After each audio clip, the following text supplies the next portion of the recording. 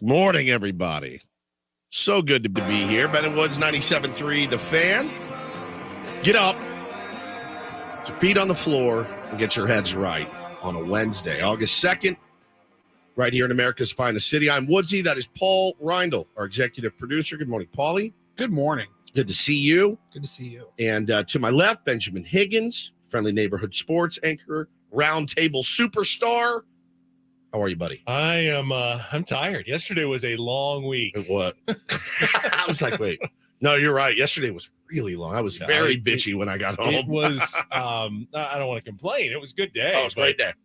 Between the round table and then I had extra hits on Channel 10 and it got to be like 8:30 and I'm going, it's got to be like 1 a.m. by now. I've been here forever. You haven't stopped. I just hasn't stopped. And I'm going, I still have to be here another 3 hours before I can go home. I'm not going to make it. I did take a nap at about 10:15 finally in my office. Night? Yeah. Oh my God. Before the 11 o'clock after I'd kind of wrapped everything up. But yesterday just felt like the longest day of the year. It really was. I went right after the show.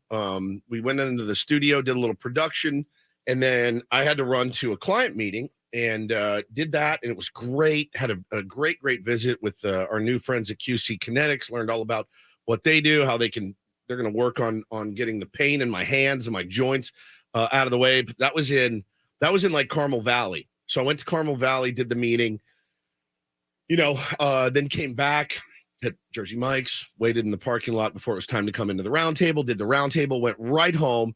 Hannah, right when I walked in the door, goes, let's go to dinner. We had a sitter. And it was like 3:45. I'm like, dinner. All right. Yeah, let's get it. We had early bird special. We had a sitter for like an hour.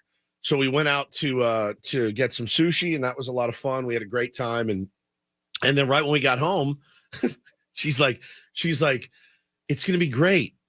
Tonight's a perfect night. We have the sitter. We'll have dinner. I'll bathe the kids. I'll hang with them, and you can just watch the game. I go, well, this is beautiful. This sounds fantastic. As soon as we got home from dinner, she's like, I have a work call. And then the kids are like, Dad. I'm like, holy cow. So I didn't stop either until the game was over. You're the opposite of most people. When you go out to eat, you look and there's the happy hour menu and you go, ooh, it ends at 6. We got to get an order in. It's 5:55. We better get something in. Yeah. You're like, hey, if we wait 15 more minutes, the happy hour menu is going to start here at 4:00. Dude, we can just crazy. hold off 1 second. We get a drink and then we'll order a nice appetizer at $2 off. Let's put it this way. When we pulled up to the restaurant, I go, is it open? I don't think it's open this early. And it was. You really do have to look for that lit up sign. And it was open. And we went in and had a really nice time. And, hey, it's better instead of, hey, yeah, we got a 20-minute wait. It's like, sit at any table you'd like. Honestly, like, yeah, she's like, sit anywhere. It doesn't matter. It was great. And you don't, when you're in the rat race, like we all are and different schedules and stuff, we don't get a lot of time to go sit down and have a meal. And it's just a different place where we can sit and look at our phones. You know what I mean? That's basically what it is. But no, it was great to have a little mini date night, and then came home and the kids were just terroristic. They had built this big fort and out of these, there are these long poles, Ben, and they have these balls at the top that have holes in them. And so you stick the thing in the hole, then you stick another one on this side, then one, and they're like a big erector set, but they're like plastic. Oh, I think I've seen these. It was date night, wasn't it? Yeah. Paul's a little young for erector sets. Thank you, West Coast men's Hey, health. I'm a grown ass man. Yeah. I know how it works. So they put this thing together, and I'm like, all right, good. That'll keep them busy for a while. The game's starting. And then all of a sudden I hear, Dabo hit me. And I'm like, okay. And I run in there. They're beating each other with the balls attached to the sticks. That's the beating the crap out of each other with those. So Hannah comes in. She's mad. We have to undo the whole thing. She puts it all away. And I'm just looking. I'm like, this place is literally one flew over the cuckoo's You nest. always have to look. The first thing, how can this toy possibly be weaponized? 100%. How are they going to weaponize this? Yeah. How can this be used as a weapon? And both of them come in with like marks on their face, and I'm like, all right, let's figure this out. But yeah, it was a long one. But you know what, man? Like, I always bust Adam's balls about the round tables and stuff because look, you get out of here at 10. Last thing you want to do is drive back up here at 2. but I actually had a really good time. It was really, really fun. I think it came off really well. And, Chris did a good job of doing the making sure everyone That doesn't got sound a like the taste. fun part of the round table, being the bus driver. Oh no, that's the worst part. You don't get to really give your opinions. You have to just set it. It's like a point guard back in the 50s. Like you don't score. You're just like lobbing it for everybody else. Take it. Paulie's under making dunks. Ben's making dunks. I'm making dunks.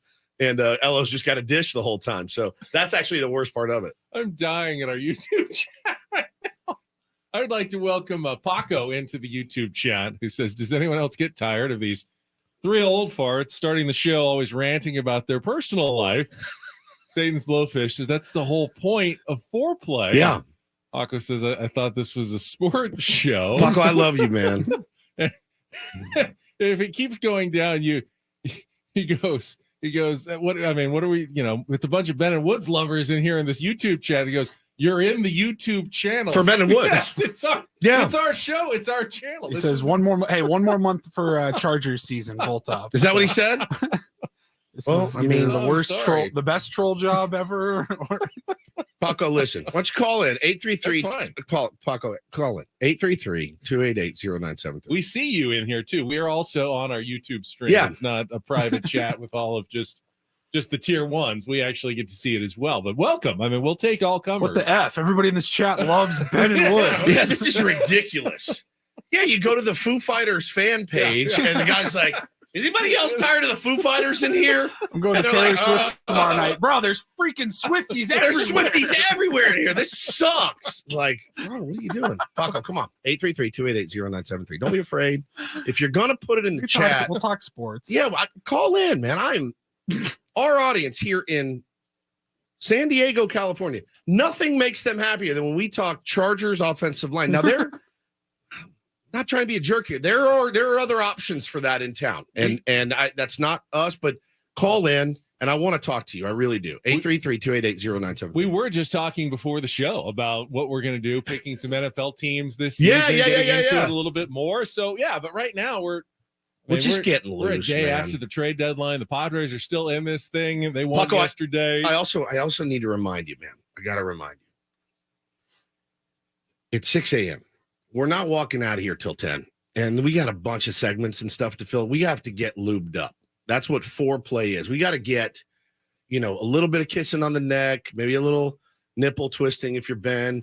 And you got to just get excited for the day, and you got to get warmed up. You can't come right out at 6 a.m. I mean, unless something major happens. And we've done that plenty of times. We actually talked about it before the show. I go, should we just go right into the moves? And I go, and then Ben's like, I mean, we've got 4 hours to talk about the moves. I said, yeah, you're absolutely right. So, Paco, if you call in, we can talk, and I forgive you. You're just new. Sometimes new scares you. Absolutely. Did he call us old farts, though? He did. He must be Paco, the I next am generation 32. of tier ones. I mean, I'm 48. Ben's 47. I don't think we're that old. All right, well. Okay. I mean, what? I don't know where to go from there. I was laughing. I think it's funny. I think Justin Herbert's pretty good. How do you guys think channel and wonder- Eric Kendricks is going to do in that linebacker core for the Chargers? You this just year? Googled I don't Chargers have linebackers, any didn't you? idea who Eric. No, I have their Kendricks is. depth chart Yes. up like I always do every morning. Oh, I as wonder we if start the show. I wonder if it was a burner of somebody. That's your wife suggested that. It makes sense to me. I could see certain people doing bits like that. I couldn't you? Maybe. Yeah. I mean, this is all hatched out of your diabolical brains. Somewhere. What is mine? Bits and burners and everything I that think we mine? scared find Paco entertaining. away. I don't have any burners. You find it entertaining, though. You I do. absolutely do. Oh, I do. I absolutely do. Well, thank you guys for the compliments. The people that like Foreplay and hearing about our kids and whatever else is going on, because man, we've got to get loose in the morning. You have to get loose. You got to get the vibes right. I mean, it's you can't score all your runs in the first inning. I'd love to have our best. Oftentimes this is our best segment of the day. Paco has derailed that a little bit, but it definitely happens. And Paco, when you go to a Ben and Woods fan page, you can't be surprised that people like Ben and Woods in there. That just, it can't surprise you that much. speaking of fans and whatnot, I want to try to find the trailer. I think there's some curse words in it, Paulie. Did you guys see the preview for the new music documentary coming out about Nickelback? Ooh, No. I saw it yesterday and I went, I'm not a Nickelback they're fan. Canadian. Why would They there are. be any bad words in the Well, documentary about Nickelback? There definitely are. They're And pretty hardcore. And I said, I want to watch this. It looks incredible. And he says, it's the trailers. They show you a lot of the good parts. He says, quote, no one picks up a guitar to be in the most hated band in the world. He goes, you can blow off about 90% of the things you hear, but there's about 10% of stuff you cannot blow off. And I'm like, I have a feeling I'm going to come away from this being a Nickelback fan, or at least a Nickelback respecter, right? It looks fantastic. And I know you don't watch it. It's called, the documentary is called Hate to Love. Hate to Love.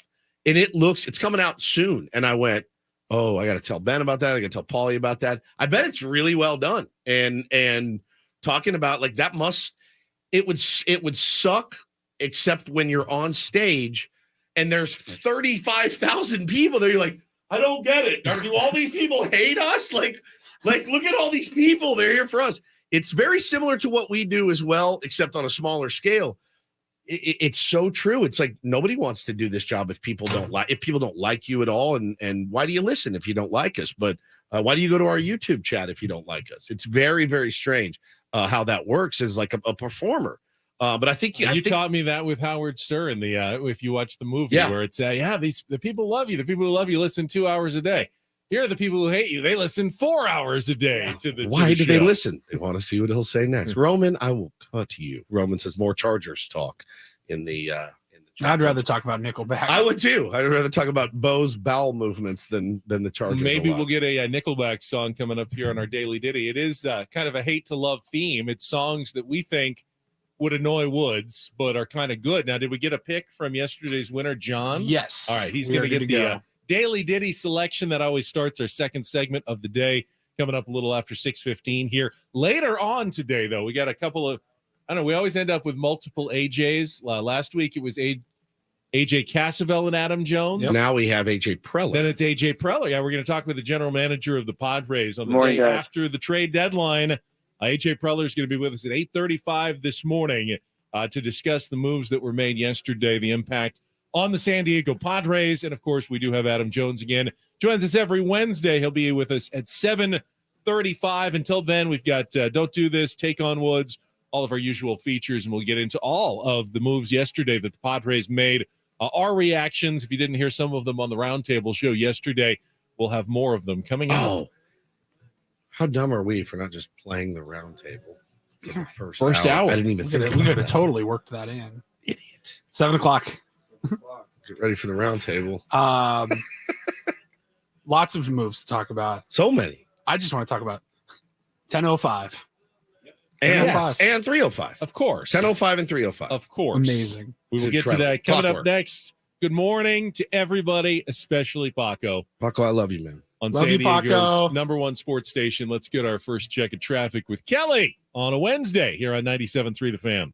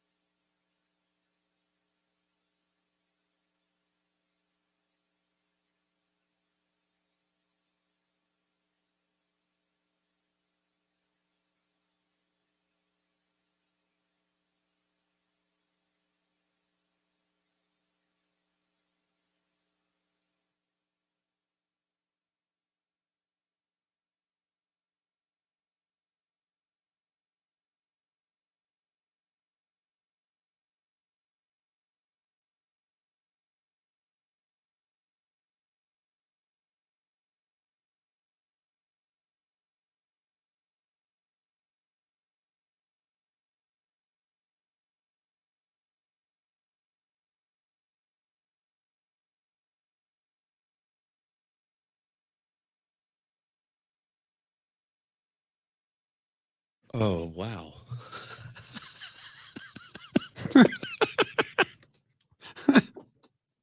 How did listener John do? I mean, I don't hate this song. How would you be mad at this song? It's pretty. Captain and Tennille? Captain and Tennille was a Take on Woods answer yesterday. Yeah, Muskrat Love. It's a good song, right? I mean, it comes from that yacht rock genre. Sure, I love yacht definitely rock. More Ben than Woods. It is.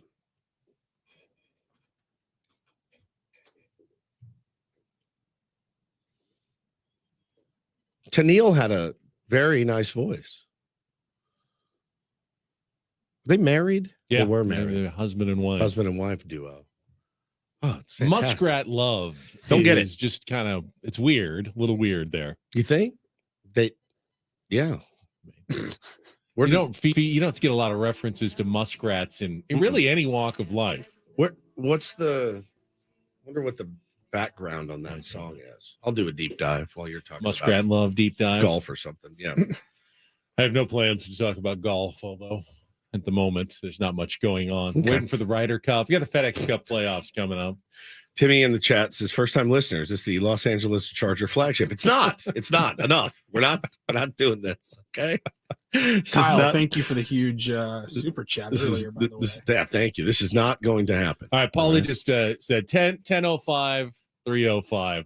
It's incredible. What does that mean? I mean, we knew it. If you were listening yesterday near the end of the program, we had gone 4 hours refreshing our timelines, listening for any hint of rumor of a Padres trade, what was going to go down. And honestly, doing not so great radio as we're kind of like in the waiting zone of like, right.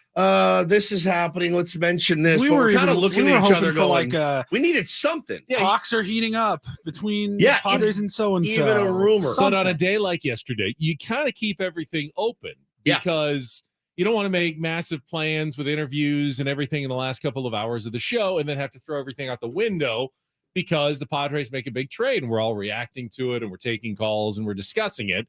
So then you end up from at least like 8 to 10, just kind of twiddling your thumbs and waiting. Okay, we know some move must be coming down. When is it coming? When is it coming? And I think Woods said it's the radio rule, at least for us, when you're waiting for something to break during your radio show and your radio show ends at 10, you can pretty much guarantee 10:01 is when the news is going to break. Well, it didn't break at 10:01.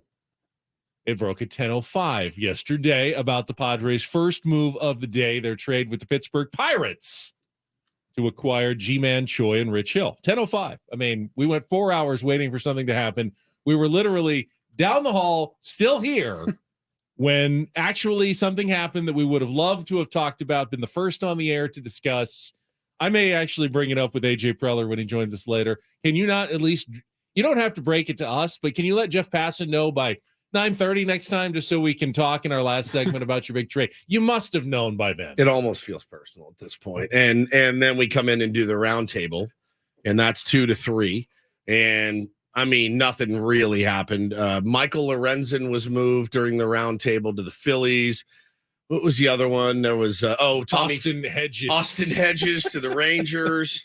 Watch your back, Jonah Heim. And then Tommy Pham to the Diamondbacks. So we have an hour, 6 people to talk about 3 moves. And so what it evolves into basically is, so what do you think the Padres problem is this year? And we ended up talking about that mostly. And I turned my headset off. Thanks, guys. Had a lot of fun. Down to my car, turn the radio on. Guess what? There's 4 more moves. Ryan Weathers is now gone. And yeah, we'll get into those moves. I blame Adam for that one. You should 10:05. There's nothing we can really do about that. We get off the air at 10. Oh, sweet. You guys know. Everybody knows trades go through at 3:03. Yeah. They get finalized at 3:07. Yeah. They get reported at 3:09. Happens every year.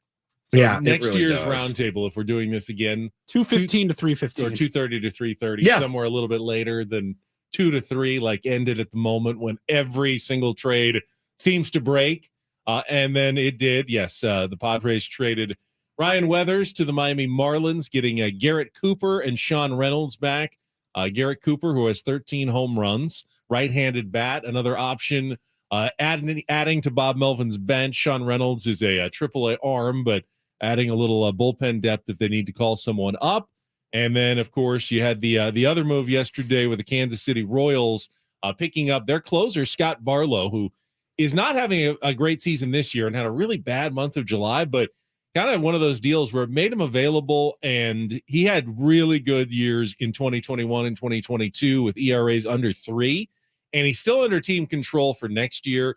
I really liked that move. You could tell by last night's game, Padres absolutely needed some bullpen depth, and this was one of the better arms you could have gotten, I think, at the deadline yesterday that was there. Yeah, they'll need to do a little work, and I'm sure Ruben Niebla can work a little bit of magic with that Padres. A little change of scene, pitching for a contender might have a positive effect as well. So looking forward to seeing Scott Barlow as one of those 7th, 8th inning type options to set up Josh Hader for the rest of the season. And who knows, might be an option to be the closer next year if Josh Hader doesn't come back for the San Diego Padres next year in free agency. Tell you what, there's another move in there that has kind of gotten pretty sleepy, but that's left-handed pitcher Sean Reynolds. Padres got Garrett Cooper and Sean Reynolds back for Ryan Weathers, and you get Ryan Weathers off to Miami. Reynolds, Ben, is a 6'8" reliever, recently converted from first base, 25 years old. Right now in his conversion season, 2-0 with a 3.50 ERA. He struck out 17 in 18 innings. Tall, strapping dude. I saw a picture of him. I was like, oh, dang, that guy. You know, some guys look like baseball players to you. You look at him, yeah, baseball player. Absolutely no question about it. Looks like a baseball player. Really interested to find out more about him. But yeah, I thought all in all, and we'll get into the trade deadline and the moves the Padres did pretty much throughout the show today, and we'll talk to AJ Preller about it again at 8:35. I was pretty pleased, man. When it was all said and done, I had a really good kind of renewed feeling about, all right, I'm interested to see how these moving pieces work. I was talking to my dad about it this morning, and he told me this morning, he goes, I'm all in on the Padres. I can't stand watching the Yankees anymore at all. They're the worst team. I can't stand it. He goes, he's just going to be following the Padres with us. What was so unusual about the moves yesterday is that AJ Preller didn't really stun a lot of people. He made a bunch of moves, but if you had been watching a lot of the fan base, at least what I had been seeing on social media the past few days, I think the general consensus was, you want to add at the margins, kind of like Craig Elston has been talking about with us for weeks. Sure. Add to the depth, add to the bullpen, add some starting pitching. Don't give up any of your top prospects. That should be the strategy for the Padres. And that was exactly the strategy that AJ carried out at the trade deadline. Did not give up any of his top, depending on what lists really you're looking at, top 10 prospects in the minor leagues to make these deals happen.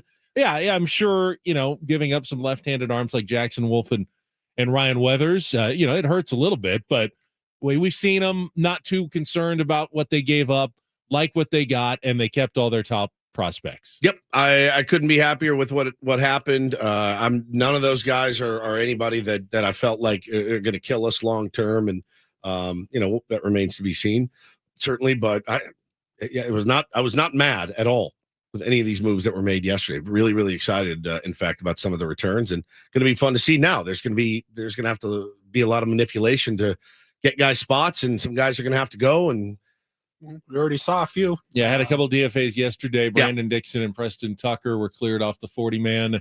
Hey, with every coming, there has to be it going, and they'll get the fall out of that today. But we do expect at least most of the new guys to be available today, this afternoon. Fantastic. For the series finale in Colorado. Padres went out last night, celebrated the trade deadline with a win. Juan Soto, a big night. We will wrap it up when we come back. Highlights of the Padres 8-5 win over the Colorado Rockies. Juan Soto's big night. A nice job by the spot starter, who hopefully won't be needed anymore, but while he did a good job yesterday. We will discuss all of that coming up next with Ben Woods on San Diego's #1 sports station, 97.3 The Fan.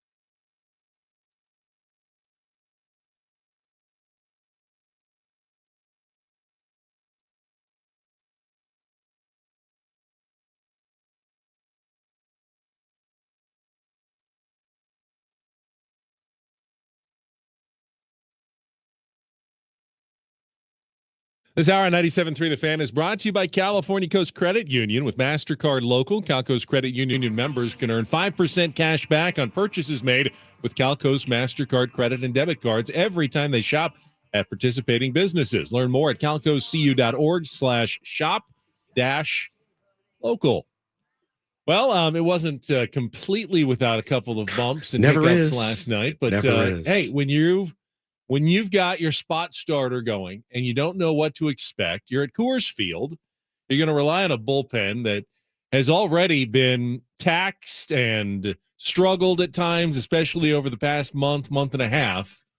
Anytime you walk away with a victory, I'd say that was a good day for the San Diego Padres. Mission accomplished. Job well done. We will get to our Padres wrap-up, all of Jesse's highlights coming up after this check of traffic on 97.3 The Fan. From the premier Cadillac of Carlsbad Traffic Center, part of the premier auto family, here's Kelly Danek. Folks are doing a pretty good job of staying out of trouble on our freeways this morning. Start to see the usual slowing in the usual spots. Yeah, we're looking at you, westbound 52, heading out of Santee. Fortunately, no incidents or accidents to get in your way. I'm Kelly Danek with Ben & Woods, San Diego's #1 sports station, 97.3 The Fan. I love winning, man. I love winning. You hear what I'm saying? It's like better than losing. Just when I thought I was out, they pulled me back in. Miss any of yesterday's Padres game? Did you catch a game last night? Well, we've got you covered. Thank you. It's the Padres Wrap-Up with Ben & Woods. Let's go! It's our house right here, baby. Presented by Hamul Casino. With thrilling slots and tables and all the best rewards, Hamul Casino has all the fun you're looking for. Hamul Casino, fun above all else. On 97.3 The Fan. That is the ball game, and that is a winner. It's about damn time. 3-2 to McMahon. Pitch on the way, and a line drive into center field. Base hit. That'll give the Rockies a first-inning lead. RBI single, Ryan McMahon, as Profar checks in. 0-1 to Tatis. Long pause by Lambert. Grisham not running, and the pitch hit in the air. Deep to right center field. That is going to be up against the wall on one hop. Trent's at third base, going to be waved. Doyle's throw comes in. Rogers relay to the plate. Not in time. An RBI double for Fernando. And a 1-1 game here in the third. 1-0. Soto hits it in the air to deep center. Doyle's back at the wall, looking up, gonna go! A missile over the center field fence for Juan Soto. A 3-run homer here in the fifth. And the Padres all of a sudden lead at 5-1. Wilson deals, and this is sky to right field.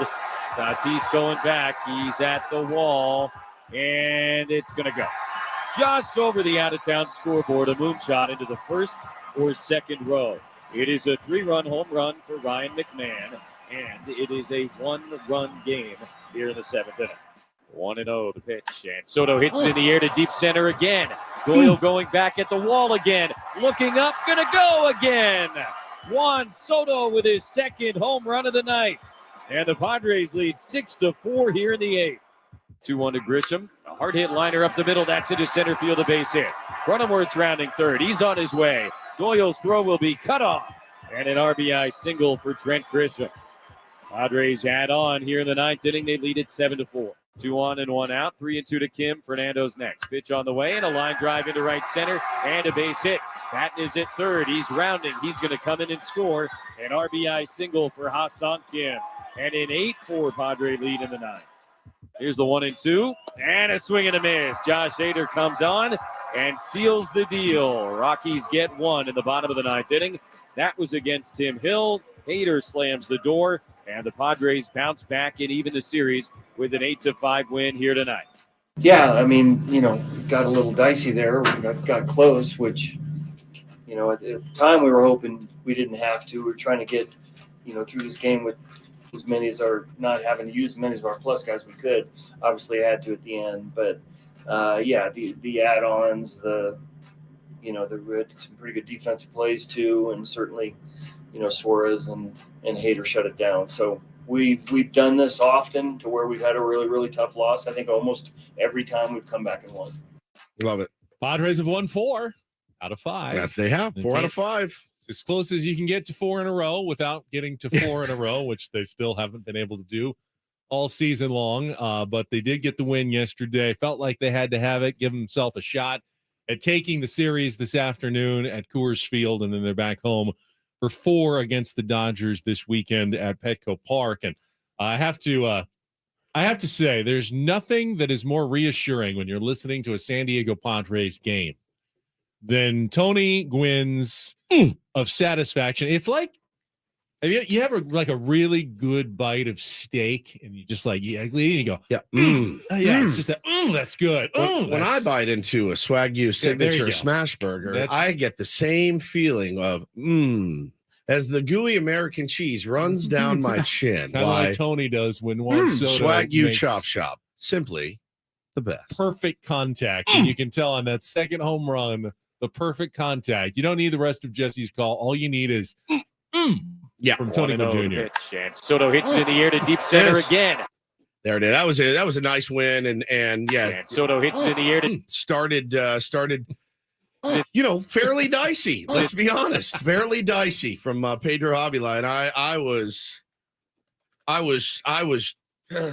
shocked that he made it through 4 innings. Ben struck out 7, had a lot of swing and miss. Man, really, really good. The walk 3. He did give up the 1 earned run, got out of a jam, and you just had that feeling like, okay, let's continue to grind. I did see a lot of early, oh man, here we go. You're down 1. I'm like, this team sucks. They don't fight. And I'm like, just give it a little time. Give it a little bit of time. It is Coors Field. I thought they played, outside of that. I mean, yeah, there's stuff you can point to. And I was talking about it with you guys this morning. Managing that pen is just, it's roll. Like everybody has a pocket full of Rolaids. We thought Bob Melvin was chewing on root beer barrels. He's not. He's chewing on Rolaids, because every time you make a call to that, and hey, Brent Honeywell comes out, he looks pretty good, and he's hitting the strike zone, and he's not walking anybody. You're like, okay, these are nothing against. He had a good outing. He ended up getting charged with 2 runs because he gave up 2 opposite field singles. And then got taken out, and Steven Wilson, who really looked ragged yesterday. He looked tough, man. But so I'm sitting there. Up the 3-run homer to McMahon. I'm sitting there thinking to myself, all right, if I'm Bob Melvin and I see Brent Honeywell out there getting guys out, right? When he gets through 2, should Bob have said, hey, let's not go nuts here. It's like winning a grand at the casino. Be like, now I can win $5,000. You know what I mean? I've won 1,000. I can win 5. And we all know what happens. So he comes out, gives it the knocks. And next thing you know, then you go to your next guy. And I saw people say, well, you should have put Tim Hill in there to face McMahon, the lefty. And we saw Tim Hill in the 9th, couldn't throw a strike. It's a snowball effect. And when I watch it, I'm massively sympathetic for what Bob Melvin. Now, hopefully things start to shake out and things start, getting Barlow and all that. Hopefully it helps. But holy cow, I can't imagine when a guy is cruising, like Brent Honeywell, who has not pitched in 9 days or something. If you think, oh yeah, I can let me get 3 more outs out of this guy, against, not to be a jerk, but against a not so great. I know it's the top of their order, but it's a not so great team. Brent Honeywell's pounding the zone. I'm going to try to roll with him for what it seemed to me like, okay, no brainer. And then let's bring in Steven Wilson, who's been pretty good. Bro, the sweeper does not sweep in Colorado. It's basically like a meatball that hangs down the middle. And that's exactly what was happening. So, should Bob Melvin have known that? Maybe.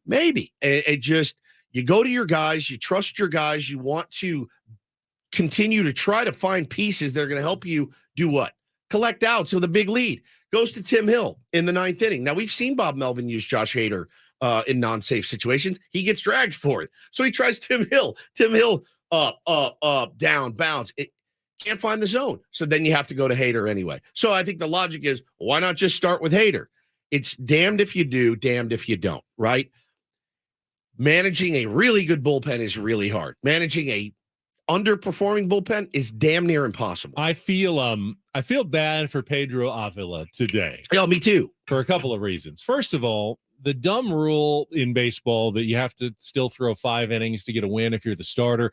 In the era of the opener, in the era of, sometimes, 4 2/3 innings is all they're asking out of you, whatever it is, the era of pitch count limits. He did his job.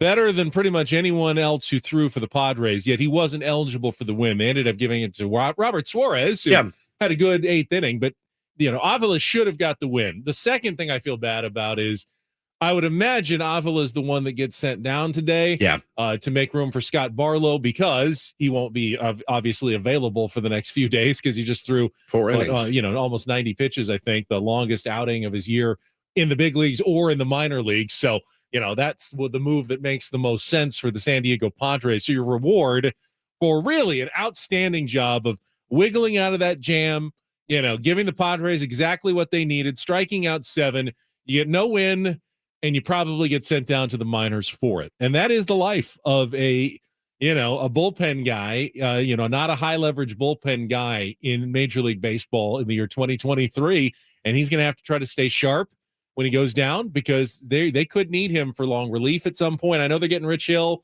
so maybe he doesn't get another start, but they may need Pedro Avila at some point this season, and he's going to have to try to stay sharp coming off that outing yesterday. Yeah, no question. I mean, and what he's done though is he's earned a little trust, right? And now you got to feel good, even though you are packing your bags and you're probably heading back. You're like, I did my job. I helped this team secure a win. I didn't get a W in the win column, but now Bob Melvin knows and AJ Preller know they can count on me to come in and do a job like that. So I thought it was great. I didn't realize Tim Hill hadn't been used since like Wednesday of last week. So I don't know if there's a little rust going on because he hadn't pitched since the Pirates series. I'm sure his grandpa Rich will help get him straightened out as soon as he arrives, though, with the San Diego Padres today. Is he great uncle? How are they related? They're not. Oh, they're not related. Yeah. Rich and just Tim have the Miller. same name. It happens. Not related. Okay. Jake Cronenworth continues to light it up. Another multi-hit game, his 5th in a row. Love it. I saw it suggested that the Padres' best trade deadline acquisition may have been Jake Cronenworth from a couple of years ago. All of a sudden, the swing, and Bob Melvin talked about it a little bit after the game yesterday as well. The swing just looks better. It's the bat is staying in the zone longer. He's letting the pitches travel a little bit more, going to the opposite field more. It's just resulting in more hits, more line drives, and it just feels more like the Jake of the first couple of years that he was here in San Diego. Hopefully, he can hold on to that feeling, because in terms of the impact, I think that comment was absolutely right. You can do more with a Jake Cronenworth productive in your middle of the lineup than any of the trade moves you made yesterday to impact the rest of the season. Yeah, no question. And it's good to see. And, the swing is definitely different. Not trying to yak everything out, pull everything out to right field. And he just looks good. He looks like Jake. And it couldn't have come at a better time. I mean, you'll take a crappy April, May, June, July for a real, part of July for a really good August, September, October, wouldn't you, every time? So I hope he continues on his torrid pace right now. He's been really, really good. Speaking of torrid, Joe Musgrove's been red hot on the mound lately, and he will pitch in today's series finale. We'll have it for you here on 97.3 The Fan. 12:10 first pitch San Diego time, 11:10 a.m. pregame show with Sam Levitt. A little nervous, obviously, about this one. Padres, series finales have not been the best. Now, remember, Joe, the last time the Padres went up to Coors Field, he didn't even go because his that elbow thing, the swelling that he had gotten, the bursitis, the bursa was sac, affected by the altitude a little bit. Yep. So they kept him at home. They did that with Blake Snell, and Yu Darvish apparently aren't even on the trip with the Padres because they didn't want to subject them to the altitude effects when they were going to have to come back and pitch against the Dodgers at Petco Park this weekend. So hopefully Joe doesn't have too many effects of that, because they really need him to come through today. Facing Kyle Freeland, a guy who Padres have struggled against in the past. Now, he has not won a game since May. He is not on the best of streaks, but just feels like Kyle Freeland always seems to have the Padres number when they go up against him. So a really big one today. Padres get 2 out of 3 in this series. It's not the sweep that we were hoping for, but you're never, ever, ever going to complain about a road series victory, especially in a place not at Coors Field, where the Padres, buddy. I think, what are now 8-16 in their last 24 games at Coors Field. Just not a place where they win a lot of games. You win a series there, even against the last place team, I think you can feel pretty good about yourself going into a 4-game set against the Dodgers this weekend at Petco Park. Yeah, no doubt. Obviously, big night from Juan Soto last night. Just, I mean, the sense of relief I had when he put that ball over the fence for the 3-run bomb. I thought some great ABs from Grisham last night as well, getting on to get those runs in, and the insurance knock later. Tatis had a couple big RBI. That was great. Slow night from Manny, rough night from Manny, rough night from Xander. But, listen, I like the other guys stepping up and taking control of the game. And, of course, having Josh Hader to come in and slam the door. I mean, we saw a glimpse into our future without him if we had moved him yesterday, and it didn't look like it was going to be pretty. So I was very pleased and very happy about last night's win. That one felt good. Got me on my feet again in the ninth, walking around and kind of pacing in front of the TV. And I'm excited, man. I was excited by the moves yesterday. I was excited by the way they played last night. Didn't give up, didn't quit. Went out and won a baseball game yesterday, which is something they so desperately needed. And now you got to do it again. Throwing it, guy. And Hassan Kim. I mean, just the knock late in the game to score runs. It's just incredible. The 3-run home run that made it 5-4. 5. Yeah. At that point, I'm like, we were texting you guys. I said, we can't cannot do lose this game. This cannot happen again. You had a good day. Do not ruin it right now. Yeah, like you've been in control of this game the entire time. Yeah, pretty much. Get this win. Get please, this for the love dub. of God. And they did. And Soto adding that bomb was just so clutch, man. So clutch. It was very, very, very, very neat. I saw the Padres tweeting, what is it? IYKYK. If you know, you know. Apparently, Juan Soto, I didn't realize this. August has been his month. 1,200 OPS in his career. Knock on wood. Let's keep that rolling. And he starts with a 2-homer day in August. So, yeah, Padres could, if Jake Cronenworth can get and stay hot here and Juan Soto has a great August, that goes a long way. Whatever the rest of the lineup is doing toward helping the Padres, who need to put up another good record this month like they did in the month of July to continue, hacking into that wild card deficit. So coming up next, let's talk about these new additions. And let's talk about how you see them, Ben, slotting into the Padres lineup, where we're going to use them and how. It's a good topic. All guests on Ben and Woods appear on the Premier Chevrolet of Carlsbad fan hotline. Save money the right way with Premier Chevrolet of Carlsbad. Visit them today in the Carlsbad Auto Mall. Chevrolet, find new roads. Got a Take on Woods game coming up as well. It's all next on San Diego's #1 sports station, 97.3 The Fan.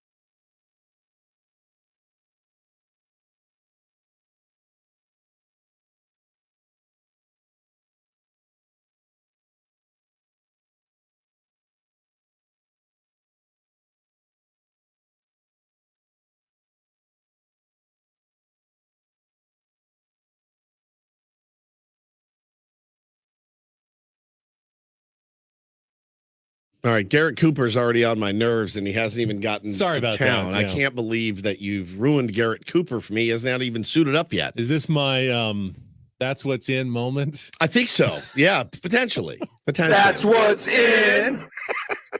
So stupid. Should I share? Yeah, you have to now. No, they acquired him. I just had the thought. You never know who's going to be instrumental in a I don't like it at run. all. I came up with the perfect novelty song already for Garrett Cooper, and it's the song you hate the most. Number one in the like world. on planet Earth. Yeah. Don't worry, I was not going to pick this for my Ditty tomorrow. But we change putting on the Ritz to putting on the hits for Garrett Cooper. He's super duper, like Gary Cooper. You get a band behind it. We'll make it work. It'll be a sensation in San Diego. Everybody will be singing. I lay in bed at night and I sometimes wonder why. Why me? Like, what did we do? What did I to do? Deserve How this? bad is my karma to deserve him wanting to do? Is it who sings the song?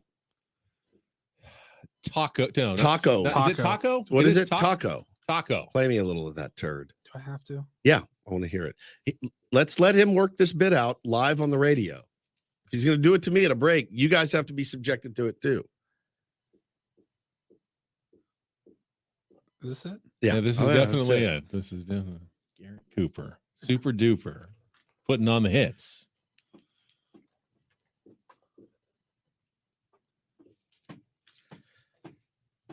This is like if diarrhea was a song. Yeah. I'm making this into an entire Take on Woods category someday. This song? Yeah. You don't have to do that. Listen. Trying hard to hit like Garrett Cooper. Super duper. I need to throw something at him. That's your whole bit. This is the creative. Where are those squishy baseballs? We just start pelting him. This is why Woods is more in charge of the creative elements of the show. I'm a little more of the function and form. What would our show open sound like if Ben was in charge? And it's hard because he has ideas and I want to be supportive and I don't like. We've developed our roles fairly well over the years. And I try to stay in my lane most of the time. You're definitely the long inning guy, and I'm trying to close it out. And I just please don't when I'm. And he's like, I have this idea. I'm like, it's good. It's good. We'll table it. Let's table your topic though. And I think Garrett Cooper is one of the more interesting guys in terms of how are the new acquisitions going to be used? No doubt. And if you, okay, let's ask this question too. Which San Diego Padre was probably most bummed about the acquisitions yesterday? Well, I mean, it's got to be Jay Cronenworth. Yeah.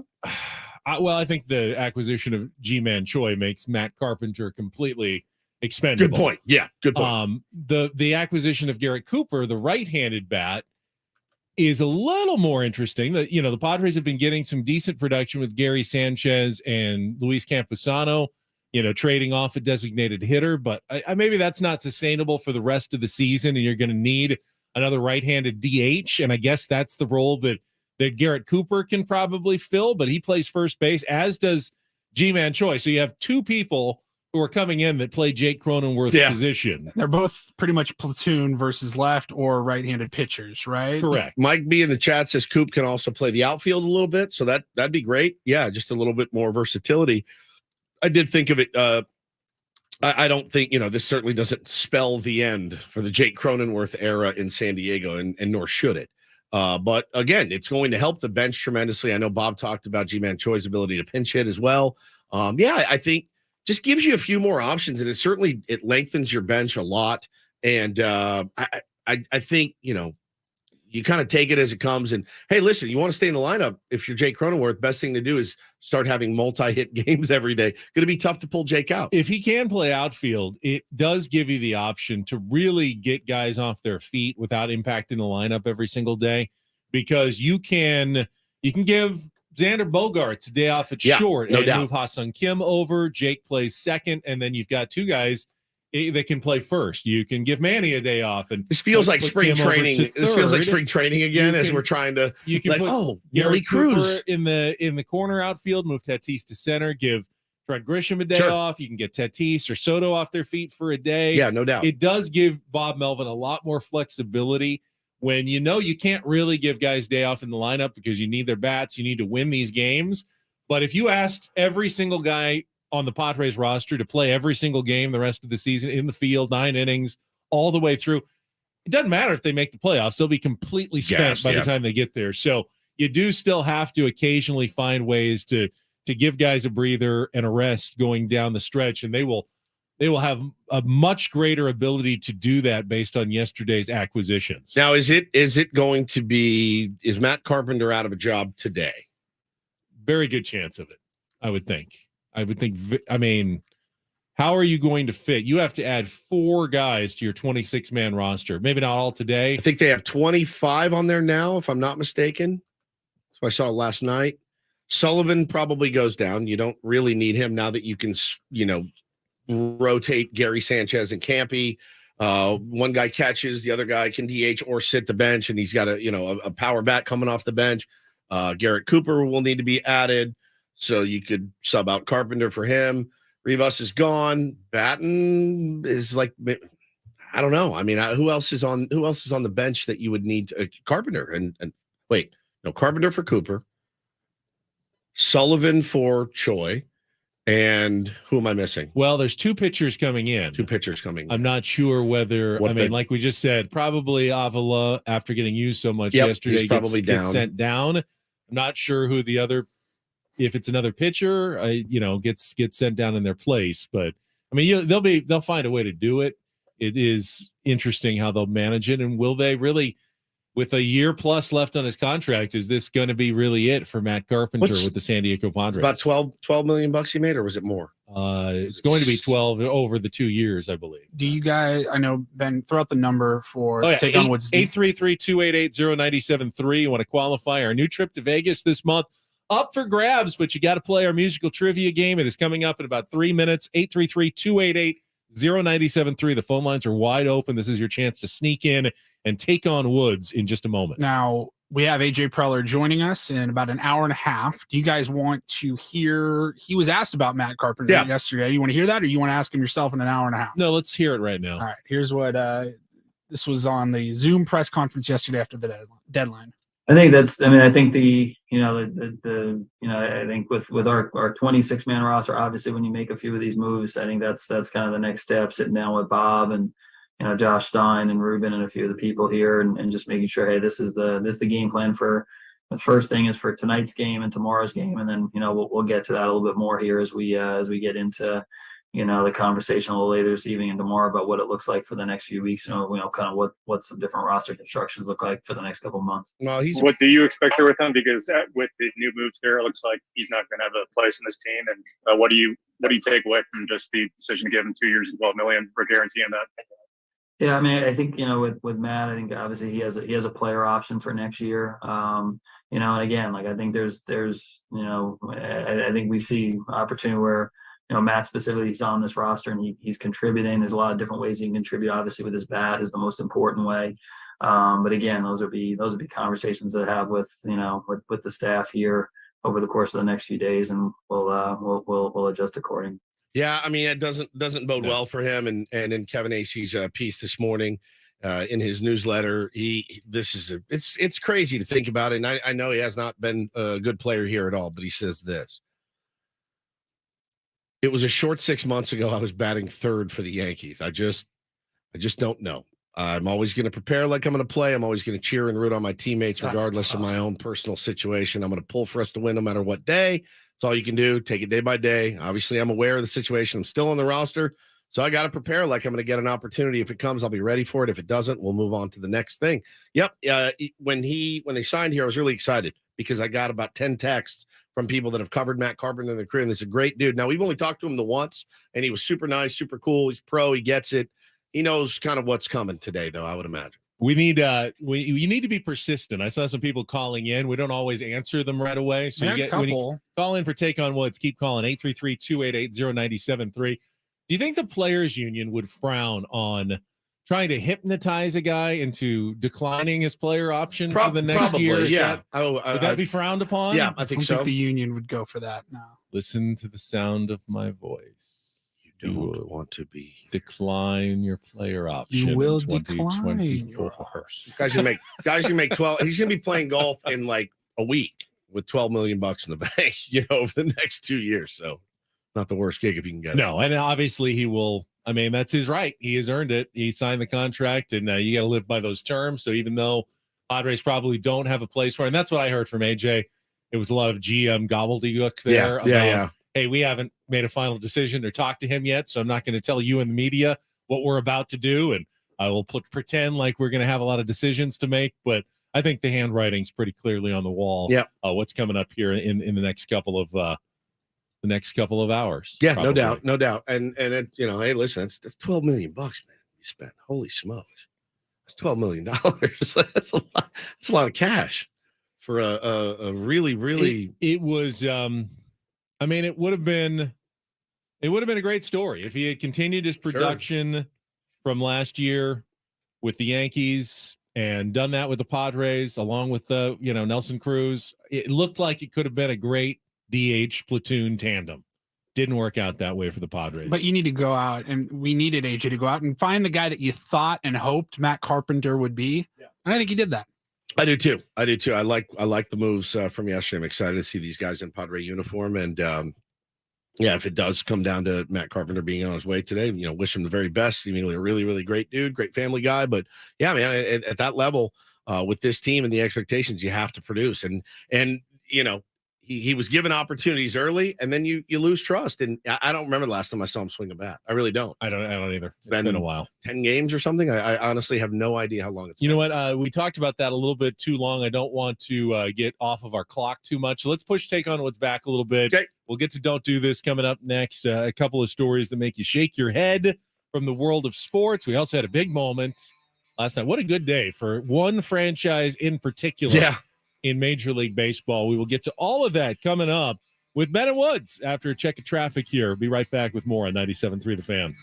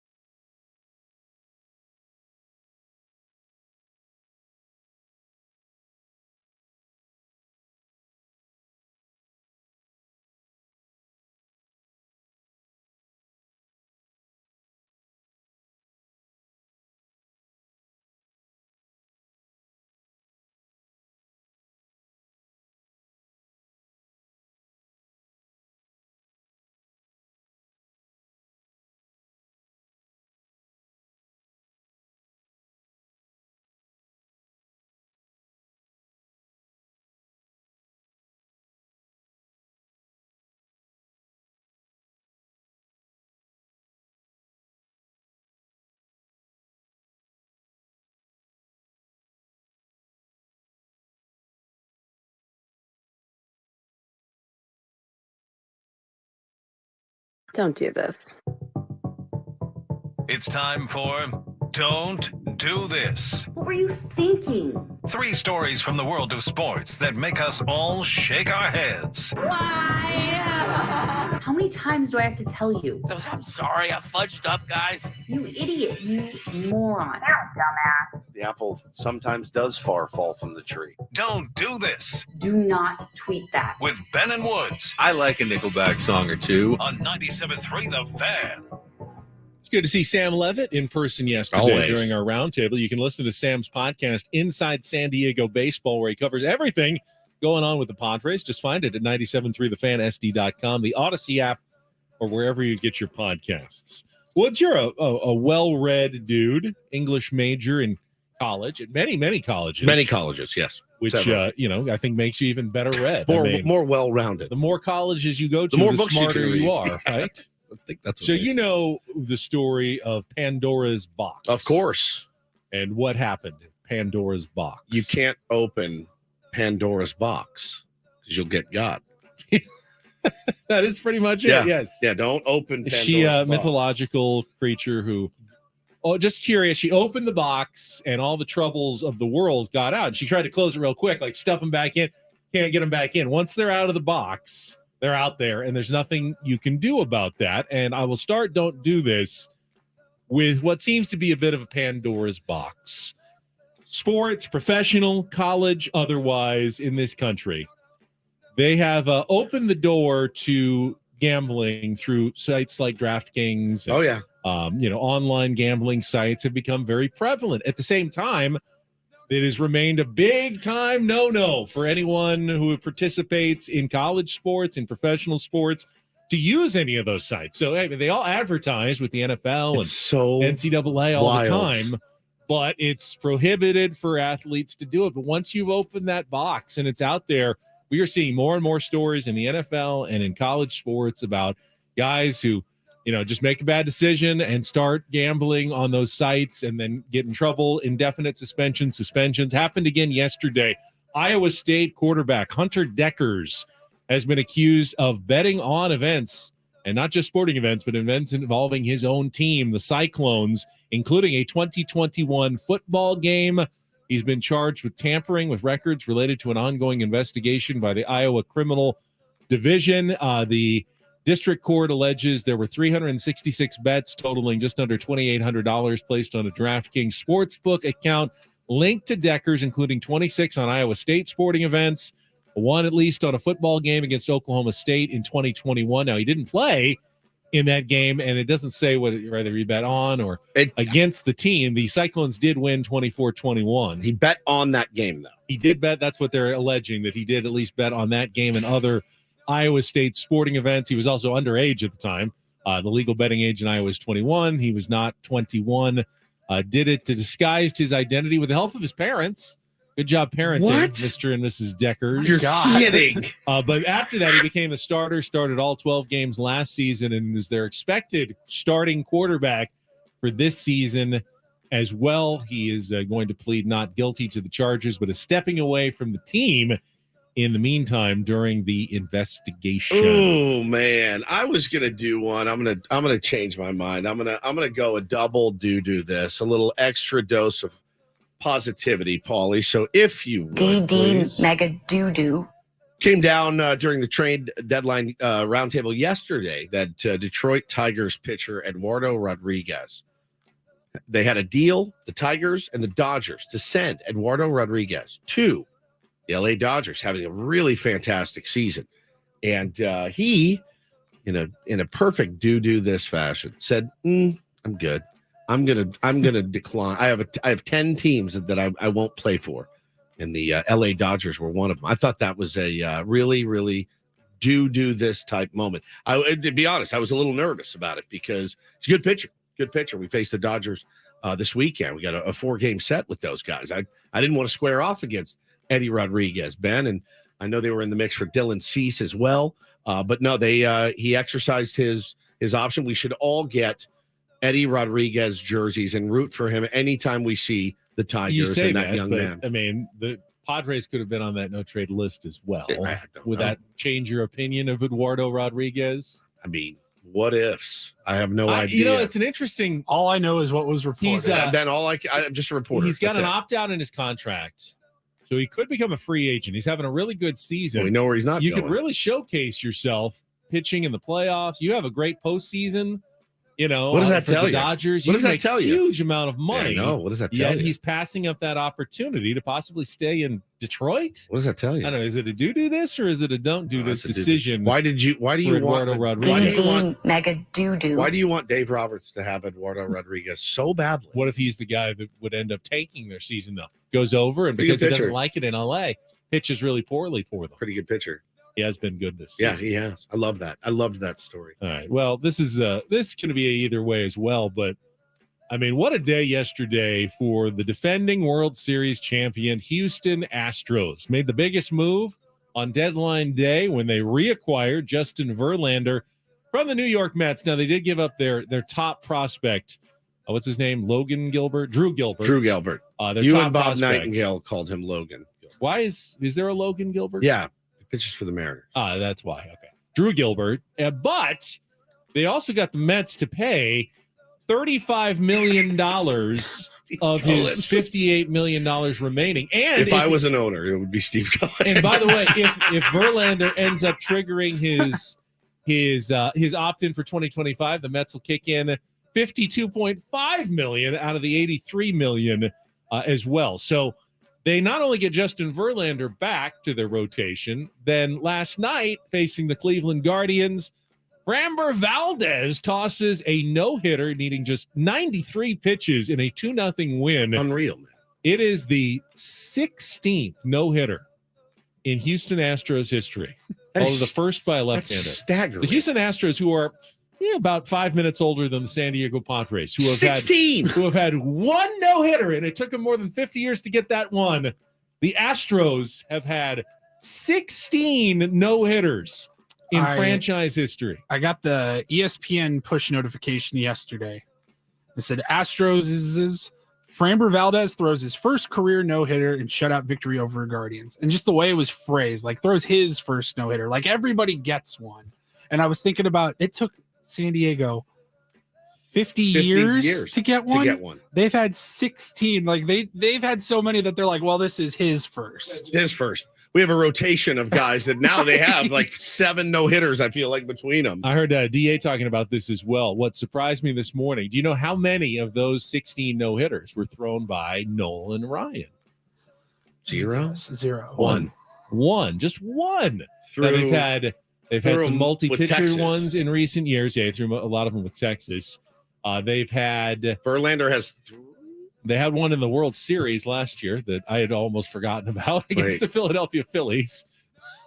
A combined no-hitter. They did? Yes, they did. Oh, my God. Totally.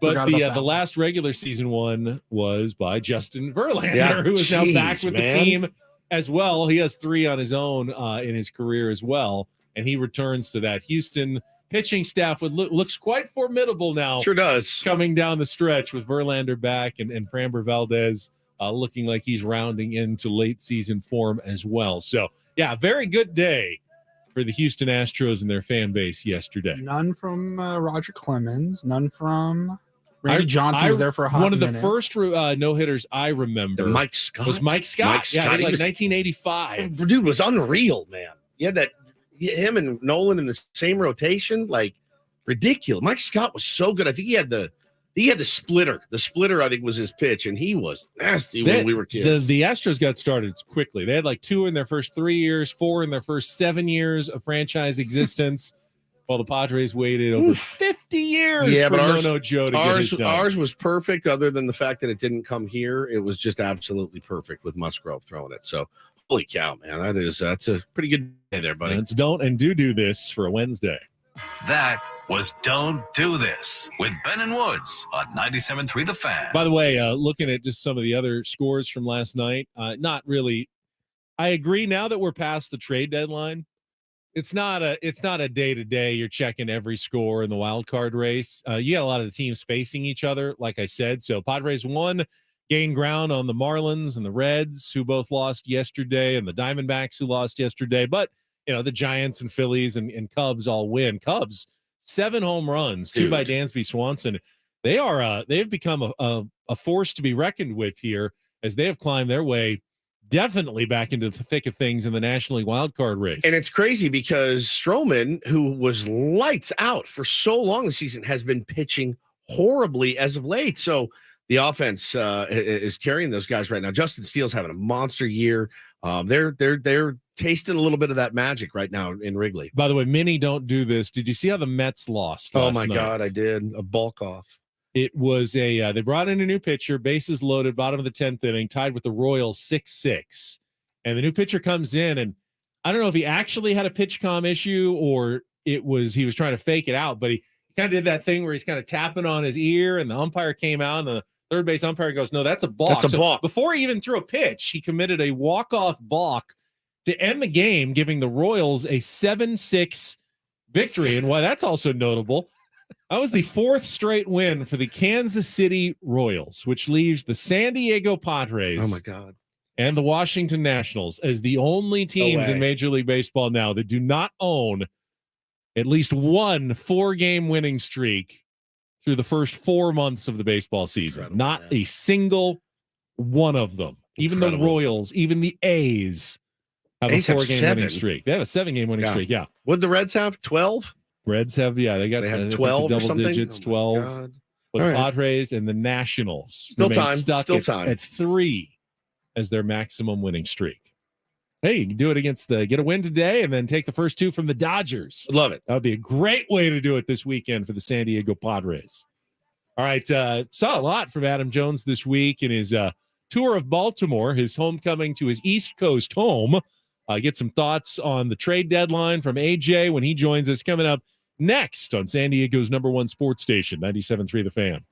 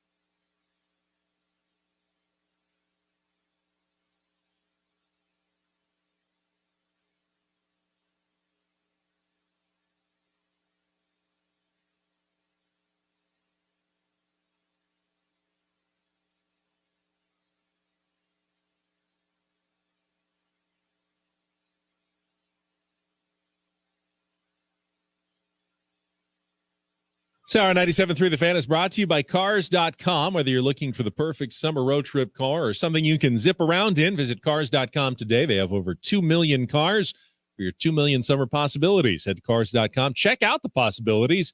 Cars.com. Where to next?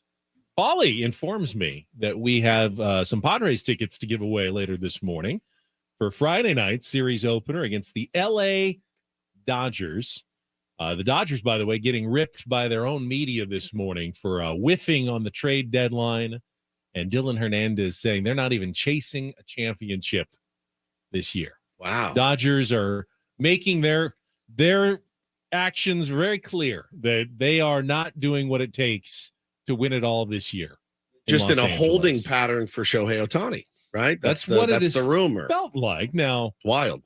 Does that mean that they can't still get hot and go on a run? No, absolutely not. It doesn't. Absolutely. They're getting Buehler back. They're getting Kershaw. It does mean as an organization, they aren't like pushing all their chips to the center of the table like some other teams might be doing. It's a cautious approach for them, certainly. Dylan Cease would have absolutely murdered me had they got him yesterday, and White Sox decided to hang on to him. So smart. He's under control for a couple more years. Let's talk about some of those moves. We've got Adam Jones standing by. He will join us right after this check of traffic on 97.3 The Fan.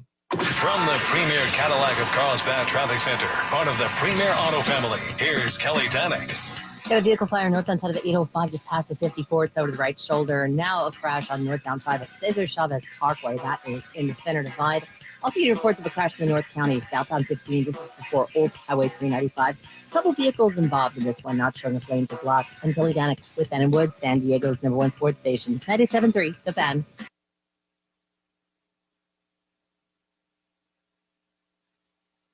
Well, we got our world traveler, golf buddy on the line, Adam Jones, 5-time All-Star, is back with us on our premier Chevrolet of Carlsbad Fan Hotline. I believe still over in the East Coast, Baltimore area, Adam? Yeah. I'm still here in the land of the free and home of the brave. I love it, man. I love it. I wrote the Star Spangled Banner, right? Was it in Baltimore? Yeah. Is that right? Why do you know that? Well, that was Francis Scott Key. It was the battle right there in Maryland. Wasn't it off the coast where they were watching, like from Baltimore? Yeah, it's here. That's a tricky subject these days too. That things have been uncovered, but wow. It was written. It was written out here, and great history out here with it. So excellent. Yeah, I'm still here, man. We need to play. We need to play that Star Spangled Banner, I think, for Adam at some point. Yeah. I wanted to ask you. Listen, you got your AL team, the Baltimore Orioles, place you near and dear to your heart. You got your NL team, the San Diego Padres, the city where you grew up. I wanted to ask you your opinions on the trade deadline for both teams. You can start with the Padres. I actually like the Padres moves. I mean, you went and got the elder statesman in Rich Hill, still kicking, 43 years old. I like Garrett Cooper. If he can get hot, he can carry you for 2 months. I know you're looking for more offense, and I really do like Scott Barlow. I thought he would go elsewhere, but I like him. Good arm. He's the closer there. Obviously, you don't need a closer, but one of the Padres' big problems is getting the ball to our closer. So with him and Suarez getting the ball to Hader, that's really, really formidable. I heard there was a little bit about Salvi. I think that would have been. I mean, that's a Hall of Fame catcher. If you can acquire him, you get him. But Royals are smart to keep on and hold on to him. The Orioles, I think they did a good job. I think they could have done more, but at the same time, it's like they don't need to. They're trusting the in-house guys. I think we talked about that before. Is like, as a player, you trust the guys you go to battle with. When you're outside of it, you're looking for the pieces that fit. Dylan Cease was my top name after Burns, but Burns is obviously unavailable due to the fact that they're winning. But Dylan Cease, I don't know how no team really got him away, because you have 2 more years of control of him, and he's an ace. And the South Side, Chicago, I don't know. They need to implode that organization in some ways. But I like Jack Flaherty. Jack Flaherty needs a new spot. Baltimore's a great place. He needs a new place. I'm glad he's the hell out of St. Louis. He needs a new place, and Baltimore is a place that he can come and hopefully step in their rotation when healthy and thrive. What do you think they missed? What do you think they missed out on besides Cease and another arm?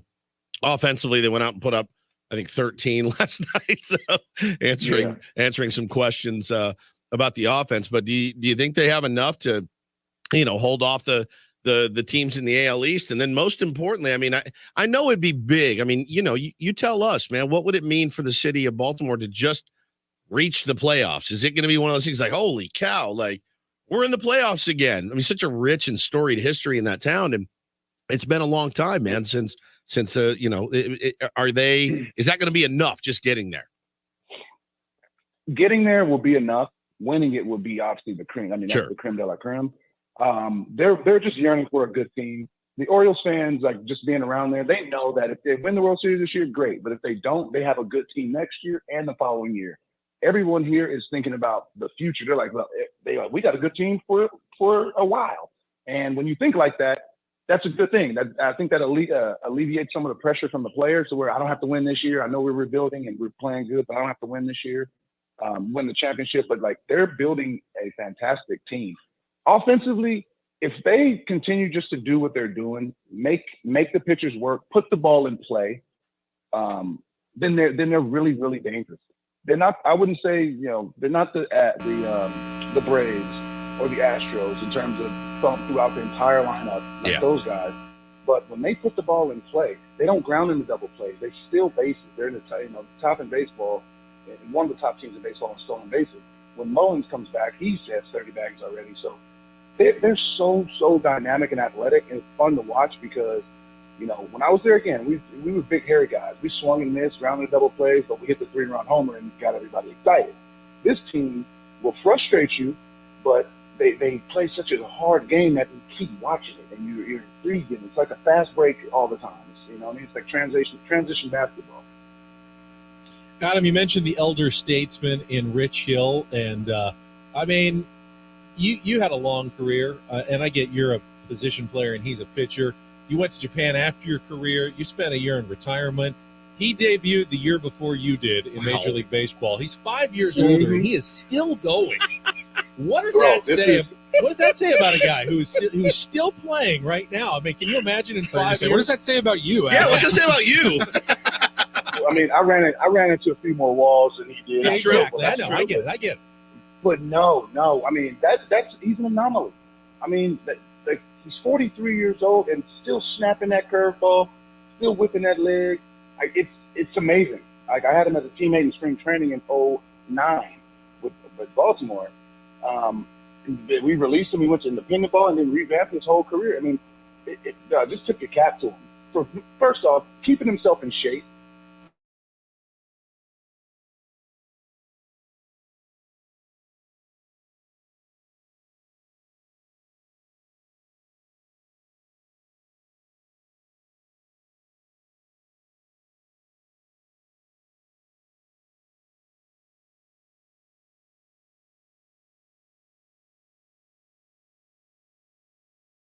Your entire career. I don't even know how that's possible. I had to have faced it does not come up. There was no at-bats of Adam Jones versus Rich Hill. I mean, teammate in spring training, you says you never faced him once. I've definitely faced him. All right, maybe it was in spring training somewhere, but in the regular season, they say it's almost impossible. That's almost impossible. That's almost impossible that I didn't face him. I mean, I would have set the curveball, but I mean, when he was with Boston, he was with Boston for 3 years while you were within Baltimore. How can that be? How can that be? That can't be right. I don't think so. I definitely have faced Rich Hill. All right. Well, call baseball reference because baseball reference is like Wikipedia. Anybody can put whatever. I guess so. That's true. now I need to get those numbers. Somebody needs to crunch those numbers right now. I gotta see. Talking to our pal Adam Jones here on Ben and Woods this morning.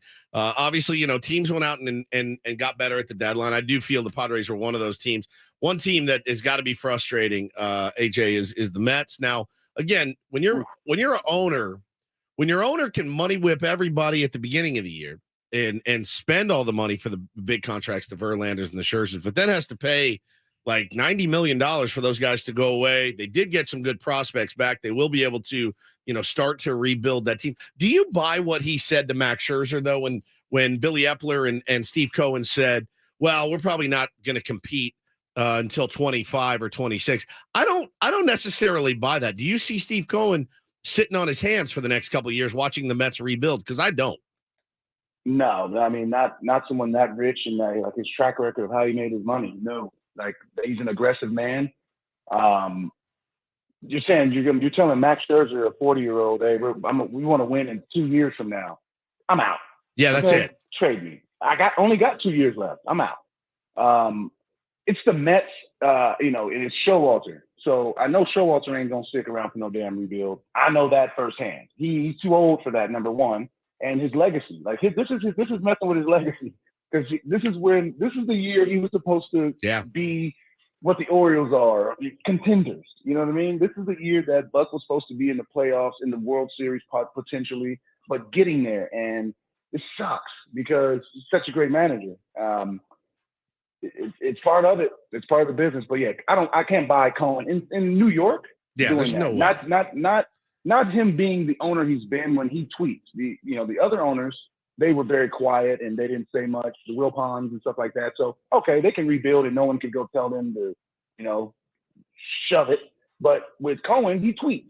So you know what I mean? That's a different. He's out with the people. So I don't think he is going to disappoint the people like that. And you have to trade those guys away. If you're not competing, trade the guys away. Get as much as you can. That's what the Angels should have did. Trade Ohtani. Get 6 to 7 guys, really good studs, and say, Ohtani, I'm improving myself. I'll bring you back after next year for $700 million, part of the ownership stake. And, we got a new team. But no, they're going to hold on to him, not make the playoffs, and lose them. Well, they said it on the They said it on the broadcast last night, talking to Adam Jones here on Ben Woods. I think Mud and Don were talking about it with Scan, and Scan was kind of a hey, listen, it shows a lot to Shohei Ohtani. They went out and got some pieces, and they did. I mean, they got some pieces, no question. But I don't think Shohei Ohtani looks around and goes, "Wow, Lucas Giolito, hell yeah, I'm in." Randall Grichuk's here. Oh, cool, I'll stay. Don said, what's going to get Shohei Ohtani? Money. Money is what's going to get Shohei Ohtani. There's going to be a comfort level. But he's going to get money from. He's going to get money from. But that's what they're saying. Like the Angels can absolutely keep him. You know how? By paying him the most. And if they do that, there's a good chance he stays. But there's been more guys like Aaron Judge who have turned down the most money to go where they want to go as well. So you have to get him to want to stay, and you have to give him the money. I think it's two things at once, Adam. But if you go and trade him, and you get back 3 major league players, or you just go and get the first 8 guys in someone's prospect, 1 through 8, just 1 through 8, just give them over. You have to Shohei. We'll send the interpreter with him. And if you do that, you rebuild you're going to be a better organization because you have baseball's top players right now. And then you bring them back or potentially bring them back. Or try, but if you lose him, you're losing him for nothing. I'm sorry. I do apologize. You get a first-round draft pick. Right. Low one. Yeah. Who knows what that's going to be, who that's going to be, if he turns out to be anything. Like, this is a generational guy who on a team is a generational guy. He also is a generational guy for a whole organizational rebuild, fortunately. You know what I mean? He's that much of a star and talent to where he can get you 7 to 8 guys easily. And, again, I'm not making those decisions. I'm always outside looking in. But it's like if I'm the Angels who haven't won, they don't have the best minor league system, that's well noted. He takes you from an F to a B+ in your minor league system overnight. I got an update for you. User error. I didn't realize I had it set to a minimum of 5 at-bats. Oh, okay. When I reduced it to 1 at-bat, I found that you were 1 for 4 with a single and an RBI against Rich Hill. Now 250 in your career. Yeah. Well, 250. Hey, 250 right now is getting paid. What is the going rate for 250? Well, and no walks, but a 500 OPS. So you must have got hit or something by him as well. I think he drilled me. Yeah, that's about 18 roughly right now. It reminds you of that. Okay, I got a follow-up question to Woods' question about Max Scherzer and what the Mets front office told him. Did you always feel as a player that you were getting honest talk from your own front office, or did you always have to filter it like, hey, are they trying to manipulate or do they have an agenda here, or did you generally trust what was coming out of your own organization as a player? Hell no. I didn't trust it. It's a business. I learned that a long time ago. This is a business. Everybody is saving their own derriere at the end of the day because they'll fire the GM before they fire the players. Yeah. You know what I mean? They'll fire the manager before they fire the players. So I went into everything just with transparency. Like, okay, what you're telling me? Okay, I'm gonna tell you this. It's crazy. Our GM told me they were going to re-sign Nick Markakis. It was like, we got a contract in line to sign Nick Markakis, okay? 48 hours later, Nick Markakis is announced as an Atlanta Brave. What do you think I felt? Do you think I wanted to go and, power drive the GM? Business. Yeah, well, it's interesting. I mean, you can see an argument that, the Mets wanted Scherzer to drop his no-trade clause, 100%. So they needed to make him not want to be there anymore. You don't want to be here. We're not even going to compete. So, yeah. Oh, we're actually doing some remodeling on the clubhouse. If you're not going to compete, if you're not going to win, it makes sense because, again, a guy like that, like Scherzer, who still is very, very good, is wanted by people. And it's a great chance for him to still go get a championship at the end of his career. Same with Verlander. Verlander went back to comfort. Good friends with the owner. He went right back to his comfort zone. Eduardo Rodriguez, I don't know what the hell he was thinking. We loved it. We loved it. I was surprised too. Yeah. We loved it. We thought it was you fantastic. Wanted to stay there? Yeah. What? Okay. I respect. I mean, again, I made a decision like that too, but mine was going to Philly, and it was to platoon. You're going to the Dodgers. You're going to start. Yeah. You're starting. You're probably our number 2. Yeah, you're every fifth day for sure. You're in a playoff series. You're probably pitching a key game in October on national television. I mean, it goes well for you. You cash in big time. You opt out of your contract after that. You're writing a ticket. It doesn't matter where it goes well. It doesn't matter where it goes well for you. As long as it goes well for you, you're writing a ticket. Period. You're going to get paid whether you're a good pitcher in Detroit or LA. I think. The guy doesn't like the Dodgers. I'm not going to hold that against him. Good for him. If he, nah. There's got to be something else there. Maybe. I don't know. I heard his wife's a Padres fan, so I like. Yeah, that's it. You guys know the deal. Is this it for you in the United States? He likes to be beat up, I guess. Yeah. Oof. Are you heading back overseas again? I have another week here in the United States, and then I will be back overseas. And going to Lake Como. Oh, trying to get a boat and all that kind of stuff. Come on. God. All right. Well, have a nice last week. We'll talk to you next Wednesday, hopefully. And as always, thank you so much, Adam. Always, brothers. Yep. Let's go. Come on, Padres. 54 more, baby. 54 more. Adam Let's Jones go. On our Premier Chevrolet of Carlsbad fan hotline. Save money the right way with Premier Chevrolet of Carlsbad. Visit them today in the Carlsbad Auto Mall. Chevrolet, find new roads. Lake Como. The elite of the elite. George Clooney lives there. They film a lot of great movie scenes there. God. It's beautiful. I don't even know what I would do over there. I've never been. It's so fancy. It's I've so never been. fancy. I don't think we have it in us. You know what I mean? Like we don't fit the profile of. I told my wife recently I'd like to go there someday. She goes, we're not good enough. Like it's not. You don't have the clothes. You don't have the watch. Things like that. Like we don't fit. Like we have that border check station. You go in. Yeah. Like, no, sorry, sir. No. You're not fashionable enough. Go. You don't belong here. Head south somewhere. You'll be fine. You know what? We didn't get to play Take on Woods last hour, so let's get to it coming up next. If you've never played before, your opportunity to qualify for Vegas ahead, and then our Incorporator payoff as well coming up here on 97.3 The Fan.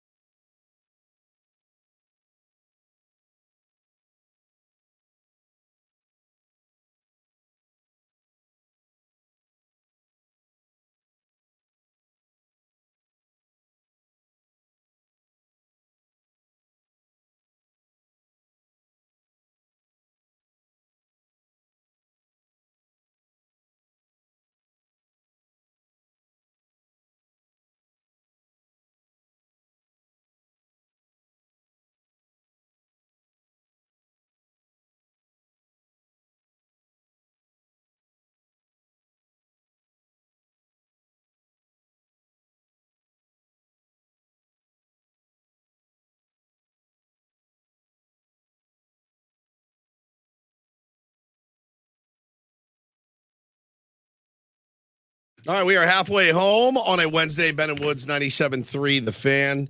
AJ Preller will join the program at 8:35. Now, you guys know I purposefully didn't get on the media Zoom yesterday because I knew we were having him on today. So I didn't hear any of his answers because I don't want it to be redundant. That's why I skipped it. You guys know that, right? Yeah, I saw Ben and Woods on the Did you? Was that Zoom, Paulie? and Ben Higgins was on the Zoom. Oh. I did not see Stephen Woods Were you on there, Paulie? on the Zoom. Yeah. No, yeah. I knew he was going to be on. So, yeah.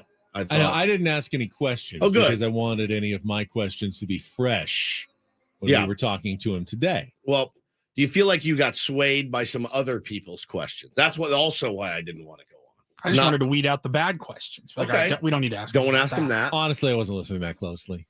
I had a bunch of things I was doing and working. I was just trying to get ready for a 5 o'clock TV hit.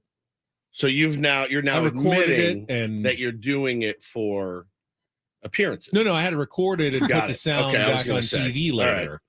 But I was also writing and editing, so I was only half paying attention to it while it was going on. Okay. What's worse, not watching it at all or half paying attention? Not watching it at all is worse. It's worse. Yeah, that's worse. I mean, I've got my camera and microphone off, so no one knows whether I'm watching it or not or how much I'm paying attention. But you know. Well, I know. And I also felt like I knew what he was going to say. He didn't stun anybody with his comments. Most GMs are going to be pretty close to the vest even after a trade deadline at this time of the year. You think, like AJ in particular, he does not talk about moves that weren't made. That's what I want to know. Hey, who did you almost get? Oh, you guys would have lost your mind. I almost had Jose Ramirez and Dylan Cease. Oh my God. Yeah, but they wanted so. I would be a terrible GM. But so you're telling me, for appearances' sake, should I have logged on? Like, Paulie didn't ask any questions. You didn't ask any questions? No. We were there. You're fine. Just curious to hear what you would have gotten lost in the shuffle. There were like 25, you would have 30 had people your mic on there. Yeah, that would have been worse. Breathing in heavily into the microphone. Taylor screaming behind Can you. whoever's microphone is not muted, please mute their microphone. Just wheezing into it. All right. So, but I mean, it doesn't look bad that I did. I wonder if we'll get a slightly more relaxed AJ today. I mean, after the trade deadline is over, I know a GM's job is never done. Right. But essentially, the draft is done. The trade deadline is over. There's not much more you can do. Now, there's always scouting and there's always planning for the future. And I'm sure that his plate will still be very full. But at this point, you've got your team.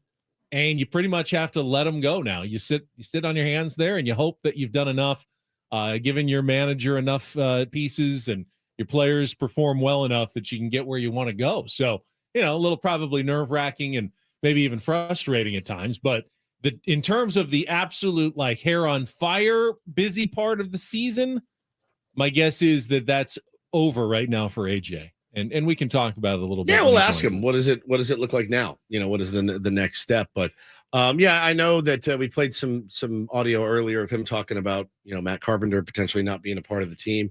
I mean, do we need to rehash that with him today?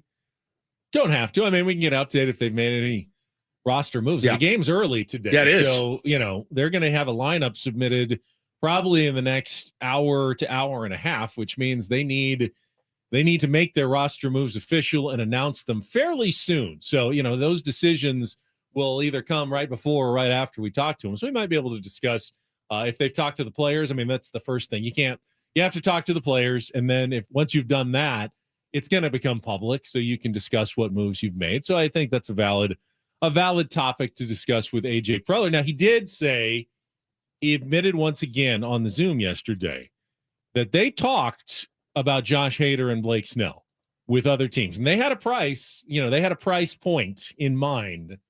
And if someone met it, they were considering trading both of those guys, either or both of those players. But he said no one really got up to where we were even tempted to deal those guys. So, we're very happy keeping them. And especially since they're going for it, wouldn't have made a ton of sense. But yeah, there's a price point for just about every player. And if you absolutely overwhelm us where we have to say yes, they were listening on Blake Snell and Josh Hader. Excellent. Yeah, I mean, I think like you always say, you'd be a fool not to.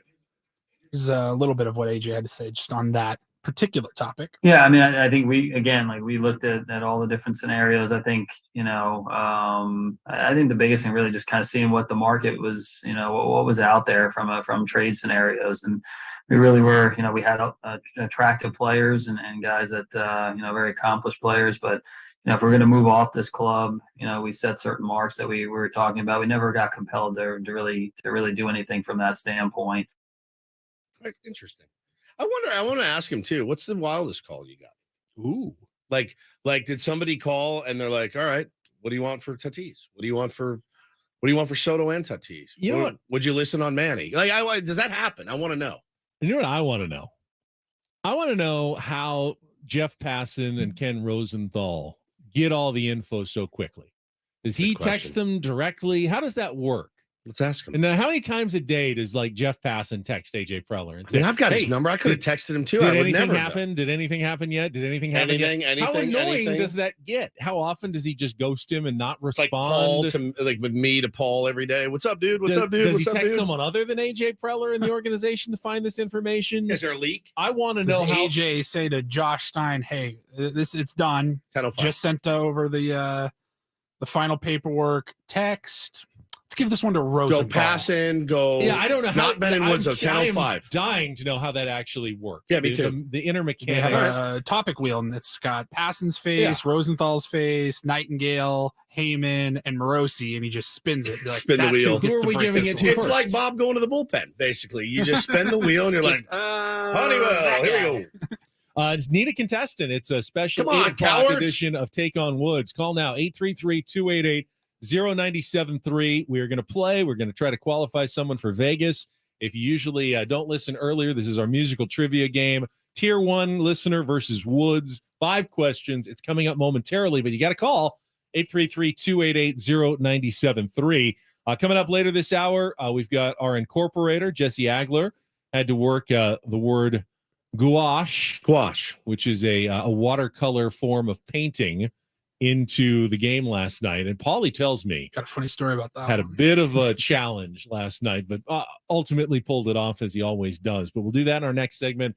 Then AJ Preller is going to join us at the bottom of the hour live, and we'll ask him if he texts Jeff Passan with breaking news multiple times per day during the trade deadline, or how that actually works. But right now I see people calling in, so let's get to it. It's time to play Take on Woods. Take on Woods.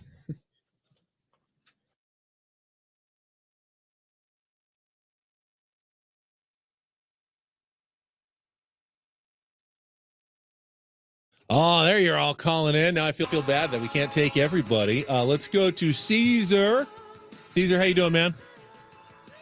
Okay, how are you? Okay. How are Love you? We're good. Okay, so Woods has left the studio. He does not get to hear this part of the game. You get to go first with our 5 questions. If you can beat or tie him on the same 5 questions, you will qualify for our August grand prize drawing. It's a 2-night stay at the Westgate Las Vegas Resort and Casino and 2 tickets to Kool and the Gang, backed by popular demand after multiple sold-out shows. The legendary funk group Kool and the Gang returning to the stage at the Westgate with their residency through 2024. Get tickets now at Ticketmaster.com. Check out the new rooms as well. $70 million in renovations. Home of legendary Vegas fun. Here are your categories today, Caesar. We've got billions and billions. Those are songs with over 2 billion Spotify streams. You're out the keyword in those 5 questions. And the Bible Belt, songs with southern states in the title. So billions and billions, you're out, or the Bible Belt, Caesar. Let's go with you're out. You're out. Okay, so out going to be the key word. I'll give you another hint, in fact. Out is going to be the second word of every song title in today's game. Not the first word, but the second word. 60 seconds. If you don't know an answer, say pass. We can come back to it if there's still time left on the clock. First question is our 2-second song. Paulie's going to play a little bit of music. You need to give me the title of the song and the artist based on the short clip to score the point, and we'll go from there. Caesar, are you ready? Let's do it. All right, 60 seconds on the clock. The category is you're out. Your time begins when Paul plays the music. Good luck, Caesar. Let's take on Woods.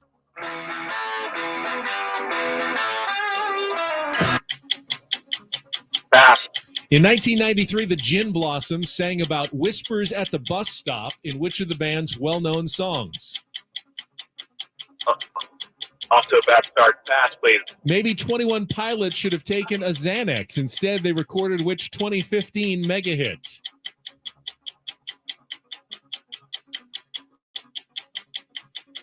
Pass. Ed Sheeran successfully defending a lawsuit alleging which of his hit songs was a ripoff of Marvin Gaye's Let's Get It On. Oh boy. I picked the wrong category. All right. The Footloose soundtrack just wouldn't be the same without which Bonnie Tyler song with a 5-word title?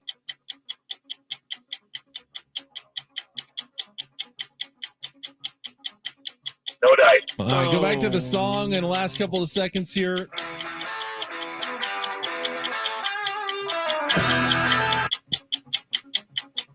It happens sometimes, Caesar. I'm sorry. I'm glad you called in and played, but I don't think you're going to win today. Let's keep the answers a secret. We'll let everyone play along one more time as we bring Woods back in. I like that. See how he does with the same 5 questions in the same 60 seconds. No, yeah, it's normal time. You felt like you're out there for a long time. Time is passing slowly this week. I don't know why. Bro, today is trash. All right, Actually, 60 less seconds time. back That felt like on the 4 clock. minutes. Your Less time- than normal. Your time begins when Paulie plays the music. Good luck, Woods. Let's take on Caesar. School's Out, Alice Cooper. Correct. In 1993, the Gin Blossoms sang about whispers at the bus stop in which of the band's well-known songs? Found Out About You. Correct. Maybe 21 Pilots should have taken a Xanax. Instead, they recorded which 2050... Stressed Out. Correct. Ed Sheeran successfully defended a lawsuit alleging which of his hit songs was a ripoff of Marvin Gaye's Let's Get It On. Song. The Color of You. Nope. The Footloose soundtrack just wouldn't be the same without which Bonnie Tyler song with a 5-word title? Holding Out for a Hero. Very good. 4 out of 5, and that is a win for Woods today. The only one you didn't get was Thinking Out Loud. And the category? Let's see. Ing. No, not Holding, thinking. Nope, not close. What was it? Category is You're Out. The second word of every title is out. Okay. School's out, Found Out About You, Stressed Out, Give me that Thinking Gin Out Blossoms, Loud, Paulie. and Holding Out for a Hero. Gin Blossoms, massively underrated. Totally. In my humble. Now that's our humble like opinion. senior year of high school. Yes. Back early Yeah, 90s. early Woods is in his 90s. prime. Oh man. Ready to go Sounds to like the 6 credits of colleges. just about every Of every 90s 90s movie. high school song. Song kicks so much ass, man. It really does. Yeah. Listen to that. Got the good 90s jangly, little jangly, and then the just perfect 90s voice. Just memories. Like memories are like flooding in my head. There's Heath Ledger driving down the 101. Rest easy, kid. Rest easy, Heath Ledger. Mm. God, what a song. Is there a line that I could write that's sad enough to make you cry? Fantastic. Just angst. It was just all angst. I miss it so much. Very Everything's so angsty time. positive now. Angsty time, yeah. I hate this positivity We had more crap. to deal with, I think, didn't we? No, it's worse It's now. worse now, Yes. yeah. Now is when the angst should be. There's pandemics. There's like everyone's dying. I feel like terrible. kids are so nice now, though. They're better. That's the good part. You know, I watched my kids in the high school, and they had Mine their, too. They had their stresses and stuff too, but there were so many supportive people. Yes, yes, like, you yes. know, I mean, it felt like there's still bullies, but there's like 72 people who will bully the bullies for being bullies now, and there weren't those people who would stand up to bullies back back when we were kids. Oh, not at all. Dude. Now, like, bro, you bully somebody now, like they're gonna you're gonna pull up your the bully history. gets and canceled. You get canceled. You're, Yeah, you're for done. life. Yeah, somebody they'll hack in and they'll hack into your computer and like steal Oh, you your wanted to money. go to college? Yeah, not happening Not now. getting that job it's anymore. crazy, man. It really. That's true. That's true. But there's more.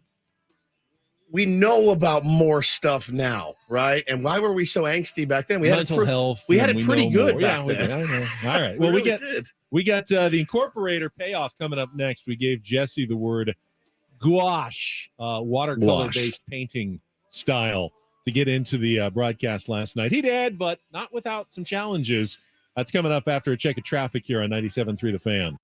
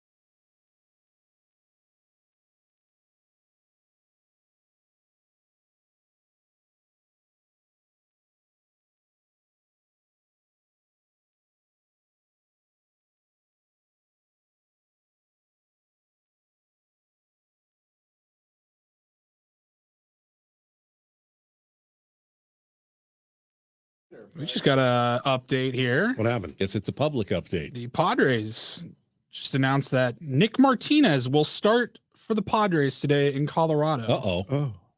Instead of Joe Musgrove. Bursitis, man? Well, we talked about it earlier that it inflamed the last time he went up to The elevation. altitude, yeah. So that's why they didn't take him on the previous trip. So he came. Are you already thinking about the weekend? Oh, are you playing games here? You getting squirrely? I know someone we can ask. Yeah, it's in about what's going 12 on. minutes. Yeah. With Joe and Nick Martinez. Is there injury concerns? Is this a strategic decision? I mean, I'm more concerned because are we good enough to get cute? Bob Melvin and AJ Preller have never been the kind of guys who really get that cute. I feel like they've done it a couple of times, and I think it's backfired both times. But it's not cute. It's obviously that's the wrong word for it. But are you tempting fate a little bit? Are you good enough? You won Monday and you got the series in the bag. Right.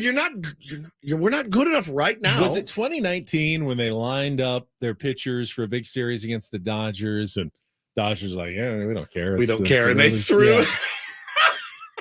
And it felt like the beginning of the end of that year that fell apart. Like, but see, Dave did it to us. Dave Roberts did it to us and he said, "Oh, I'm lining these guys up to go against San Diego. That's the team in our division. We don't know. That's just speculation. I'm just guessing. We have hours to fill. And it's mostly because I hope that would be the case as opposed to an injury. Yeah, no doubt, man. Oh, that's not good news, man. It's interesting news. It is interesting news. Nick Martinez. Okay, so we'll see the. We'll see bullpen usage. Gosh, man, Joe's been so good, dude. Well, yeah, but you do have a new piece coming in Scott Barlow. Yes, helps out a little bit. So last night, Nick Martinez did not throw last night, so maybe when did Rich he was last aware. Throw? Who? Rich Hill threw on Saturday. What was the 30th? That was his last start. Was that only a few days ago? That Saturday? Sunday? I don't think Sunday. he's ready to go. Cosgrove's available. Barlow, if he's Sunday, there, yeah. Barlow should be available if he's there. I'm assuming he is. And Luis Garcia. Josh Hader threw 10 pitches last night. Brent Honeywell 35. He's out. Suarez 15 could probably go for one. And yeah, so Nick Martinez, Robert Suarez. Cosgrove is for fresh-ish. He threw 24 on Monday, and Barlow and Garcia. So let's get it done. If the offense does the job like they did last night, hopefully they're enough ahead that it's not going to hurt you. But it was not something I was expecting. I'm glad to know that we're going to get an answer to this fairly soon. If I had to wait until the pregame show or Bob Melvin doesn't even do pregame media on day games after night games. So. I don't know that we would have gotten an answer if we didn't have AJ Preller. I thought they could just slide that in. Oh, Bob doesn't have to talk about it. Crap. We told those idiots that AJ would go on the show this morning. I mean, you just hate if it backfires. You're like, what the hell? Tweet here from Kevin AC in Colorado. Joe Musgrove has minor right shoulder soreness and is being pushed back to the Seattle series. Oh, not even the Dodgers Tuesday. So it is a bit of an injury concern for Joe Musgrove. Changes the complexion of today's game quite a bit. And that's obviously... It changes the line on you feel better about adding some rotation depth. You absolute monster. Well, I mean, it's Paulie. It was minus 260 earlier. It can't stay there.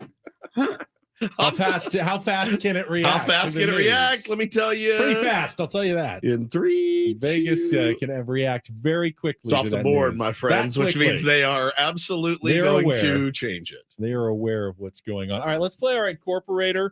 Oh, yeah, I've been dying for this. We got the setup from yesterday's show when Jesse Ackler joined us for his regular Tuesday segment to get his vocabulary word to work into the broadcast. Incorporator time with Jesse. He gets a word that somehow he has to work into a baseball broadcast. Sounds funny, but he always does it with aplomb. But that is not your word. Paulie, if you would play the word, please. Gouache. Gouache. Gouache. It's too easy. Do you know that one? Gouache. Like squash or different? No. Gouache is an art term. It's a method of painting using opaque pigments ground in water and thickened with a glue-like substance, kind of a watercolor format of art painting, a gouache painting. Gouache. Spell it. Gouache. Gouache. So All right. we So you told me go- there was a bit of something went on last night during the game. Mr. Jesse Agler, he texts me every time that he does the incorporator, so I know right where to go get it. He texted me in the top of the second inning. He goes, may have said it wrong. I forgot the pronunciation. You can sort of hear that. And before I even reply, because I was watching the game on TV and the third out was made, go to commercial break, that's when he sent that text. And then a minute later, he says, yeah, I definitely said it wrong. I love it. I can't wait I to hear said, it. don't worry, I'll set it up in the morning. It's all good. He goes, took another crack in the bottom of the second. So here's the first Amazing. one. Manny Machado really turned it on. Padres finished off the month 15-10. Could have been a little bit better. 2-2. Manny reaches for it, bounces it up the middle, charged by the shortstop Tovar. He's got it, and the throw to first is in time. One away in the top of the second inning. The rain is coming down a little bit harder now than it was at the start of the game. And again, it's just very, very gray, thick gray sky, sort of a gauche look to the landscape here. Gauche. So gauche is different. Yes, gauche is like fancy. unfashionable. Oh, I thought it was fancy. No, I think gauche is the opposite. It's like unfashionable. I'm not sure how that one's spelled though. Gauche, but gouache. Unsophisticated. It's And gauche. You would call me gauche. Yes, absolutely. But we were looking for gouache, which is a little different. So Well, it Jesse, also means socially awkward, so maybe it's Ben and maybe I Woods. can be gauche as well. So we go to the bottom of the second, take two I love of it. the I love incorporator. it. He wasted no time. Rain continues to fall under gray skies here in Denver. Yeah, no, that's the same setup. Rain continues to fall under gray skies here in Denver. 1-2. Pitch on the way. Tovar takes in the dirt, blocked by Campusano. Count evens 2-2. Steady drizzle coming down right now. There's like no contrast in the sky. No. It's just wash gray. Thick. I love it. Consistent. I love it. Fantastic. Very nicely done, Jesse. Even on take two. He sounded very mellow. They're in Denver. Ooh, you're thinking, Thinking well, I outside mean, the box everywhere here. now. Has he those seen Cheech and Chong gummies ads on his X feed? Can't avoid them. My goodness. Every seventh tweet is Cheech or Chong. It's so trying true. to sell me gummies now. What did they spend? $4 billion in Twitter advertising because it's the only Maybe ad they're I offering see. deals right now. They're having trouble. Hey, spend $100, get 17 months for free. It's 8 billion impressions. I've never seen a company advertise something more than Cheech and Chong on my Twitter feed, on my X Those feed. corporate sellouts. It's so unbelievable. I'm like, these things better be good. Maybe they're not, and that's why you have to advertise so much. I have no idea, but it is truly incredible. All right, AJ Preller is going to join us next. We'll ask him about Joe Musgrove, trade deadline, all those questions with the Padres GM after this on 97.3 The Fan.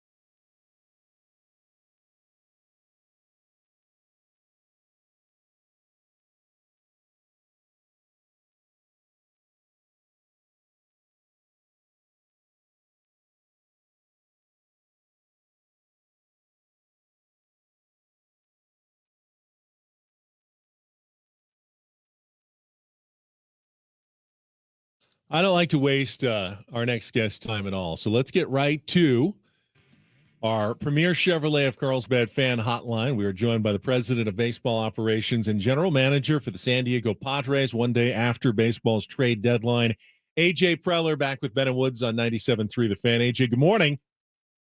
Good morning, guys.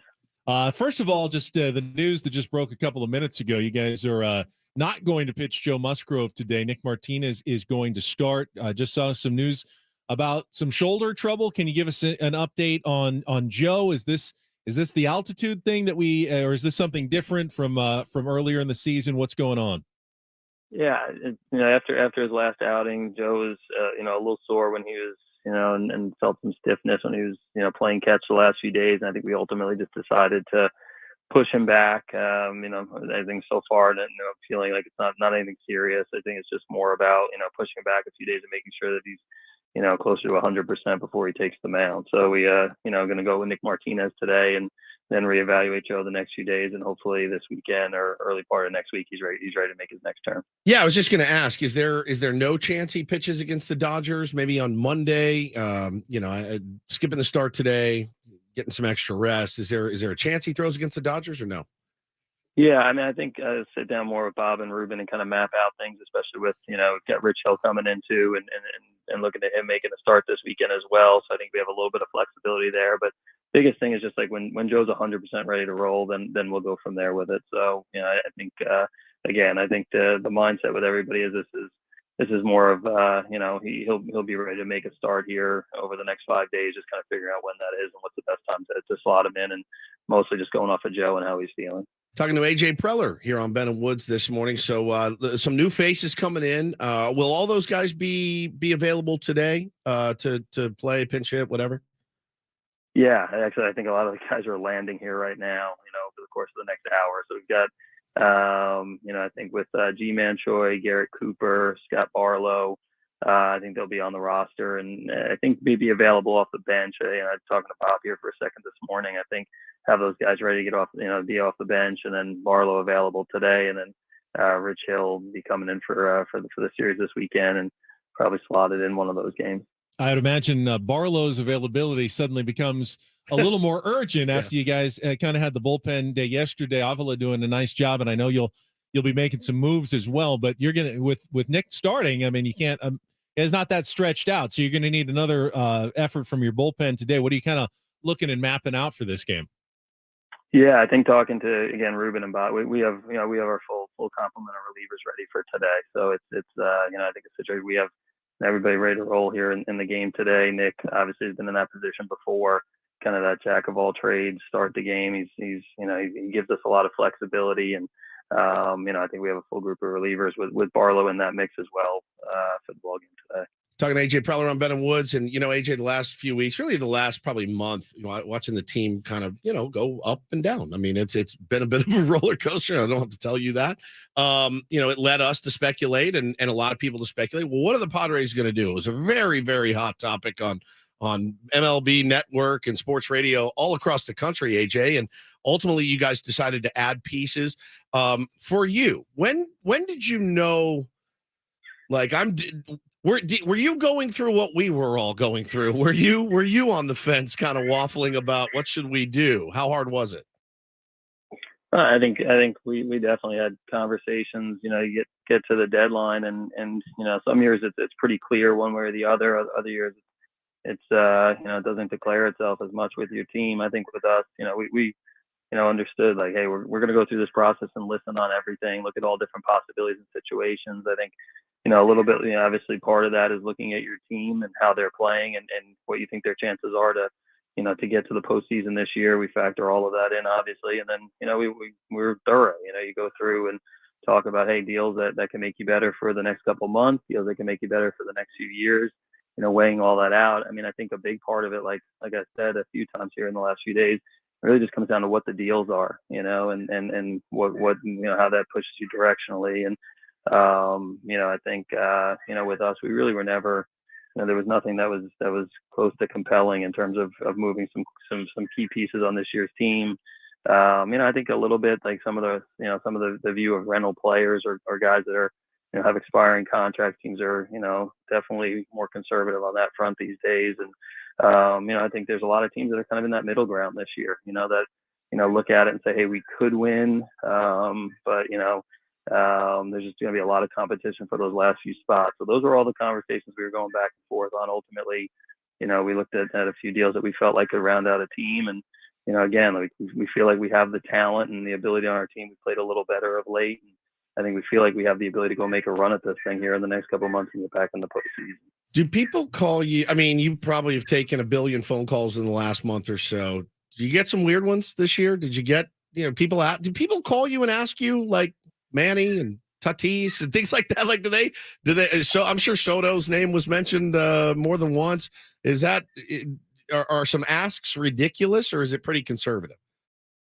No, I mean, again, like trade deadline time, there's always, you're always, it's kind of the time of year, the month of July, where people will ask about all different players, and different deals. This year, honestly, the last 10 days, we were in a position because people were calling about players if in case we decide to move guys off our team that could help them win, and then obviously deals where we're buying. But you're always there wasn't anything that stands out where it's like, yeah, this is something totally unexpected. For the most part, it's pretty straightforward, and we were able to go from there with it.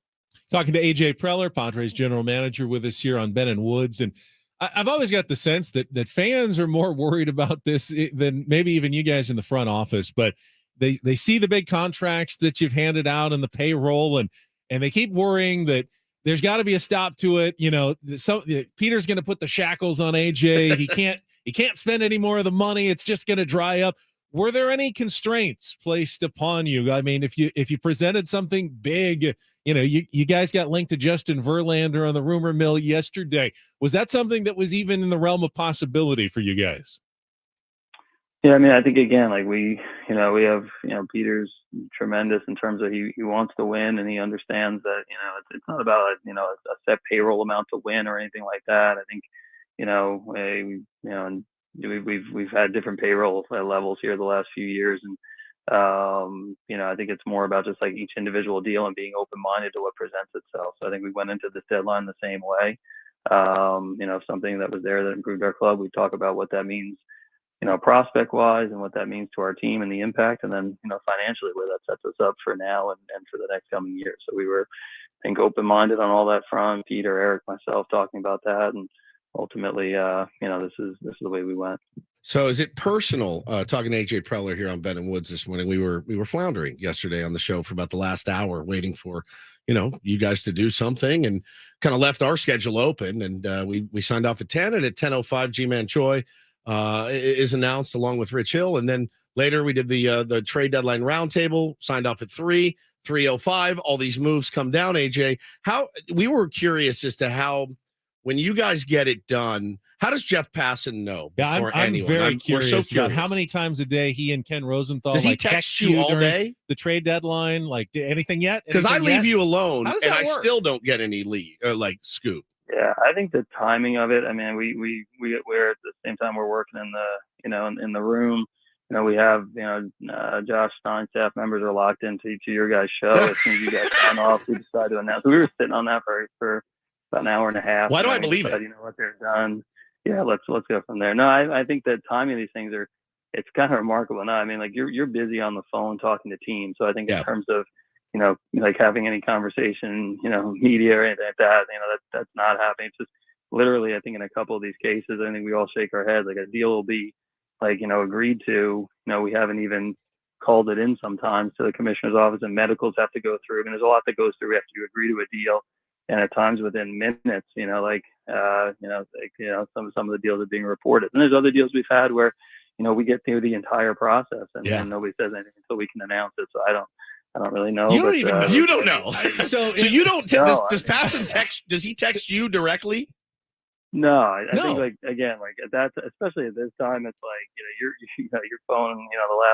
The last 24 hours of the trade deadline, especially the last 3 or 4 hours. I mean, it's literally, at least for us, the last few years, it's been, call after call after call and throwing different scenarios up there. And that's the focus at that time. And, it's kind of one of the tough parts is that you wish you have the ability to really let your players know in the right form of Yeah. fashion. But obviously today, media does a great job, and Twitter in terms of just getting the story or getting the news, and that's all kind of seems to be kind of part of the trade process now, unfortunately. So. Speaking of that, AJ, have you had any tough conversations today? Obviously, with players coming in, that means players have to go out. Have you made those moves yet in terms of guys who might be on their way out today? Yeah, it's in terms of like the current roster. No, I mean, I think Bob is going to be in the process of talking to those guys. I was here in San Diego for the deadline, so yeah, that's obviously always the tough part of the job in terms of you get excited that you're able to make a move that your group likes and then our group feels like it's good and will help our team. But then obviously even like the conversation yesterday, Ryan Weathers and. Talking to guys from our group that have been in our organization for a long time, Jackson Wolf, guys that have been signed, drafted, developed, and see a guy like Jackson that did a great job for us this year, committed himself this off season, and made a big league start for us and helped us this season. Those are the tough calls, but obviously that's the job, and that's part of yesterday as well, and hopefully it gets us where we want to get to October this year. And how do you envision, it's AJ Preller joining Ben Woods this morning. How do you envision, Garrett Cooper fitting in and G-Man Choi? And I know today, obviously, like you said, off the bench, hopefully. But how do you envision them fitting in and what are you guys planning on doing with those guys? And yeah, I mean, Jake's still there and he's swinging a really hot bat right now. And, making sure he's got to stay in the lineup as well, which is always the best way to make sure you stay in the lineup. Does AJ know that Bo Woods is responsible for Jake's turnaround? I don't know if you know this, but my 5-year-old told Jake on Friday night, he looked at Jake, we were down on the field, and he said, do damage. And Jake said, okay. And next thing you know, turn him around. And so, with guys like that, if you're going to look over your shoulder if you're Jake Cronenworth and go, oh, God, we just got 2 more first basemen. How does that get massaged? I think again with Garrett Cooper and G-Man Choi, I think the DH spot and just like offensively, we just have not done. I think we in terms of like putting pressure on other clubs, scoring runs, just getting 2 more offensive players that have a long track record. Looking at some of the stuff G-Man's done against right-hand pitching, especially. Cooper against left-hand pitching. I think those guys, they're going to be prepared to come in, and whether it's first base, DH, come off the bench, I think gives Bob some real options every single day. If we got to rest a player, we've got like a really accomplished hitter, big league hitter that can be in the lineup that day, and it just gives us more depth. And I think competition's always a good thing. But I think more so like you're going to a championship, you need a lot of good players. You need your top end players playing well, and I think that was all part of getting G-Man and getting Garrett Cooper in here. I wanted to ask you too, we get a lot of tweets and comments about Xander Bogaerts, and we're committed to Xander Bogaerts for a long time, and certainly started off the season so hot, the wrist, got hit in the wrist, and you hate to see something like that happen. Got the shot after the break, and it scuffled a little bit, a lot coming out of the break, AJ. And is he healthy, and how is he? And I'm sure you've spoken to him, and just how's he kind of hanging in there? He's a really good player and has been his entire career. And I know you guys expect more, and I know he expects more from himself. But is he healthy right now, or is he struggling through something? Yeah, it hasn't been part of our discussions here lately. Obviously, earlier in the season, we had the situation, like a few months ago where he got the injection. It hasn't been part of the conversations lately. He's doing a lot of work. He's doing extra work. The biggest thing with Xander, again, like Xander's like an extremely accountable person. Mm-hmm. Again, like I think we're also seeing, and we've seen it at times in the past too. It's not an excuse, but like some of the bigger free agent players really across the league that I think.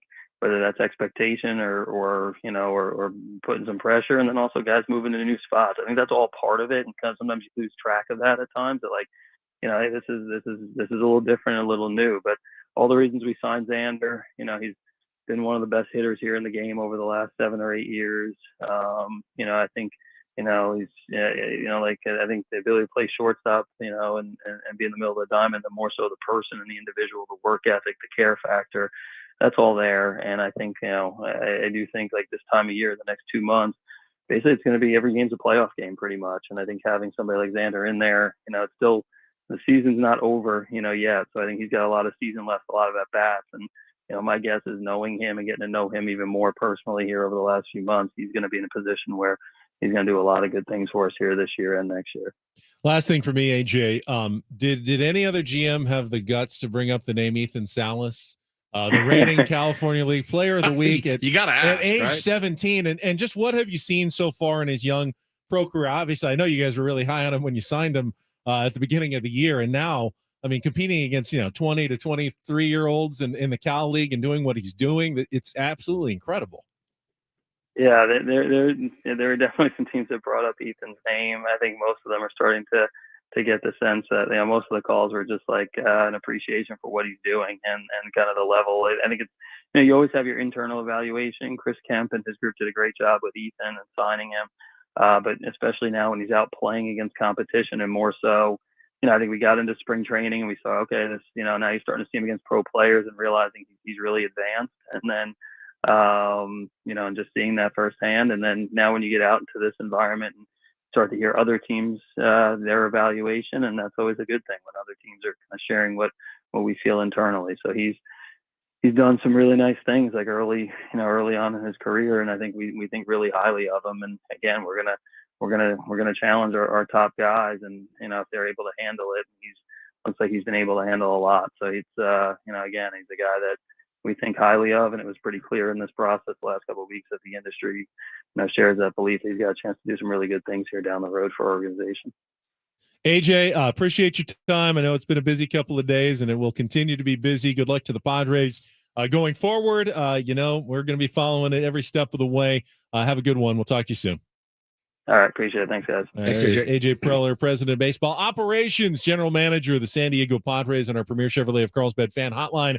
Save money the right way with Premier Chevrolet of Carlsbad. Visit them today in the Carlsbad Auto Mall. Chevrolet, find new roads. And speaking of roads, let's get a quick check of traffic here on 97.3 The Fan.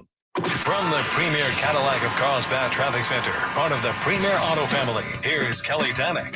Traffic is sponsored by Viejas Casino and Resort. Got a couple problems here, guys. South on 15 before Miramar Road. A collision involving a couple cars. Looks like this one is in the second lane from the left. So take it extra carefully as you pass it. South on 15 before Miramar Road. And got a crash on westbound 8 right before the 805. That's been moved over to the right shoulder. Traffic in San Diego may be stressful, so let Viejas Casino and Resort alleviate your anxiety. Take a dip in alluring relaxation. Rejuvenate in Willow Spa or win that life-changing jackpot. The unmatched staycation experience. Just 25 minutes from downtown, Viejas Casino and Resort. And Kelly Danick with Ben and Woods, San Diego's #1 sports station, 97.3 The Fan.